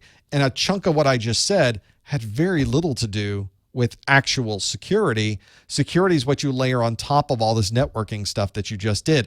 Whenever I worked at a next generation firewall company, I would go visit customers multiple customers in a day. And everybody I was talking with are people that are now working in the security side that used to be working on the network. So they were already the vast majority of people that are in security already have honed their skills as networking professionals. And most of the time, the conversations we were having weren't necessarily about how does the security part of this work, but it's more of how do I fit this into my existing network configuration? And so you have to be extremely knowledgeable about that to even get anywhere with IT security. So if you were looking at what do I do next, and you mentioned I'm looking at Network Plus, I think that's a great idea, because that's a great starting point for you to get that networking knowledge and be able to extend that out. Keep going with the network stuff, get those Cisco certifications, and then reach out towards more of the security side, because you're going to need to get that network knowledge and get some time in the trenches first before you're able to get into doing full steam ahead with the security side. Hopefully that gives you some perspective. Yeah, that did. Thank you very much. I appreciate you calling. That's one of these standard things with security. It's easier these days actually, but it's hard to go directly from not having network knowledge to jumping into security. That's a really tough one because of the things I just mentioned, that you need that network knowledge to be able to do that. The problem we have right now with IT security is we have so many open recs and not enough people to fill them. So we're starting to fill now with maybe people that aren't quite as well honed on the network side, and we'll just bring them along. It turns out to be more of a hybrid role of network and security to have that there. Back to the phones. been holding for a while. Thank you for holding. Let's go to 856 area code. Are you there, caller? What's your name? Where are you calling from? Yes, Professor Messer. How are you? Gene from Jersey. How are you, Professor Messer? Gene, thanks for calling. I'm doing well, sir. What can we do for you? Great. I heard when you said that it's good to have good practice at home by setting up a lab. Yeah. My question is, for example, if I choose to set up a lab and use Microsoft Windows Server, what's the best way, cost-effective way to get the operating system for the server? That's where I'm a little confused at. It is, and that's one that's a little more complicated to do because Microsoft doesn't have a formal download it from here, work with it. However, Microsoft used to, and they may even still have an evaluation version of Windows Server. Let's find out about that. The evaluation versions are good. They usually work for 30, 60, 90 days. And Windows Server 2016, if you look for Windows Server evaluations in the Google machine, has 180-day evaluations available for Windows Server 2016, Windows Server 2012 R2, and a bunch of other flavors of that as well. So you can go out to Microsoft and just download an eval, and it'll run for months and months. And when it stops running, you download another one. And since you can usually install these into a virtual machine that's on your existing system, it obviously doesn't cost you anything extra for the hardware. You simply run it on the machine that you currently are running with your laptop or desktop or whatever you have there. Most people probably have enough drive space and enough memory to at least get it up and running. It's not like you're going to be doing so much on the server that it's going to be taxing your machine. And you're really only going to have it up and running whenever you're starting to use it for these labs and other things. You just turn it off when you're not using it. And that's the great way to get your hands on Windows Server. As I mentioned, Windows workstations for Windows 7, Windows 8, Windows 10 are available from modern.ie. And of course, you get Linux from anywhere and load that up into a VM as well. So immediately you can start building out all of these different systems and getting them to talk to each other, all without having to pay anything and doing it all on the machine you already have. I'm looking forward to doing that. Thank you. I was a little just confused on how to get that. And you're a godsend. You've been very helpful as I prepare for my A+. And I thank you so much, Professor, for all that you do. I'm fighting a little cold right now, so I may be a little hard to hear. No, it's all good. I appreciate the call. Thank you very much, and you're quite welcome anytime. Thank you. Bye-bye. There are tons of resources out there, plenty of resources out there. And I use VirtualBox for VMs. It's free. It works exceptionally well. See, I beat Tom. Tom just asked the question. I was answering it before he asked it. There he is. Oh, never mind. VirtualBox is a fantastic solution, primarily because it's free, but it does work extremely well. And it works in Linux, it works in Mac OS, it works in Windows. It works really well. And you can load anything into it. And there's a lot of instructions on the web that will walk you through using it. When you're downloading VMs from Microsoft, they give you a list of all the different platforms they support. If you're running VirtualBox, download this. If you're running VMware's virtualization system, load this. If you're running this one, load that. So you've got a lot of different options available to have that running. I have on my machine, I run VirtualBox. I also run VMware's Mac version of this, which is, what am I trying to think of? I have way too many apps. Fusion is what VMware calls their Mac OS based OS 10 front end workstation type to have that there. And VMware's other options as well. VMware does have a VMware player that used to be free. Maybe it's still free, but it's hard to find the free link on their website. They would much rather have you buy it than get it for free. So that's another problem you all sometimes will run into. You just have to find the link. Sometimes it's hard. They hide it on the page. Download it for free. Well, where? I can't find the thing to download it. It's on there, but you got to hunt. It's a little, where's Waldo? It's the IT version of that. And you find it and player, okay, it's people in the chat room, 1, 2, 3, 4, 5, 6 says the player's still free. Yeah, go download that. And you got to find the link And he was nice enough to put a link there, or put a nice link in the chat room. But if you want to find it, you can probably Google. Just be crafty with your Googling, and you'll be able to run into that no problem with those pieces. All right, have we really gone an hour and a half in the after show? We sort of have. It's time for me to retire my voice. And I've got more Network Plus videos to edit, and that's what I'll be doing the rest of the day. Make sure you're following me on YouTube. I'm putting new Network Plus videos out now every day or so. There's a chunk of them I put out there. So I will continue to do that. Subscribe to the YouTube channel, professormesser.com/YouTube. Ring the bell so you can get notified whenever new videos are added. And you'll see I've got another just under 50. Got another 50 videos to add out there before we're done with that one. So it's going to be weeks of new stuff all the time. Make sure you check into that and get those things available. Thank you for joining us this time, though. This has been a great study group session. This is one where I try to get as many questions available, and then we go through the after show, and I never know what's going to happen in the after show. Just stories of jail. That's what we talk about. Check in with us next week. We've got the Security Plus. The Security Plus study group is next Wednesday at this very time, 12 noon Eastern time. And then I get a week off. Don't get a week off. I'm doing the Network Plus videos. Every day I'm either shooting or editing or both. So things will be happening, I assure you. But we've got another one of these Network Plus study groups next month. Make sure you check in the calendar for that at professormesser.com/calendar. Well, that brings us to the end. Thank you for joining us. Thank you for being here during the first half. Thank you for calling in and participating in the second half. Thank you for your questions. I look forward to seeing you next month too. Thanks for joining us. We'll see you next time on the Network Plus Study Group.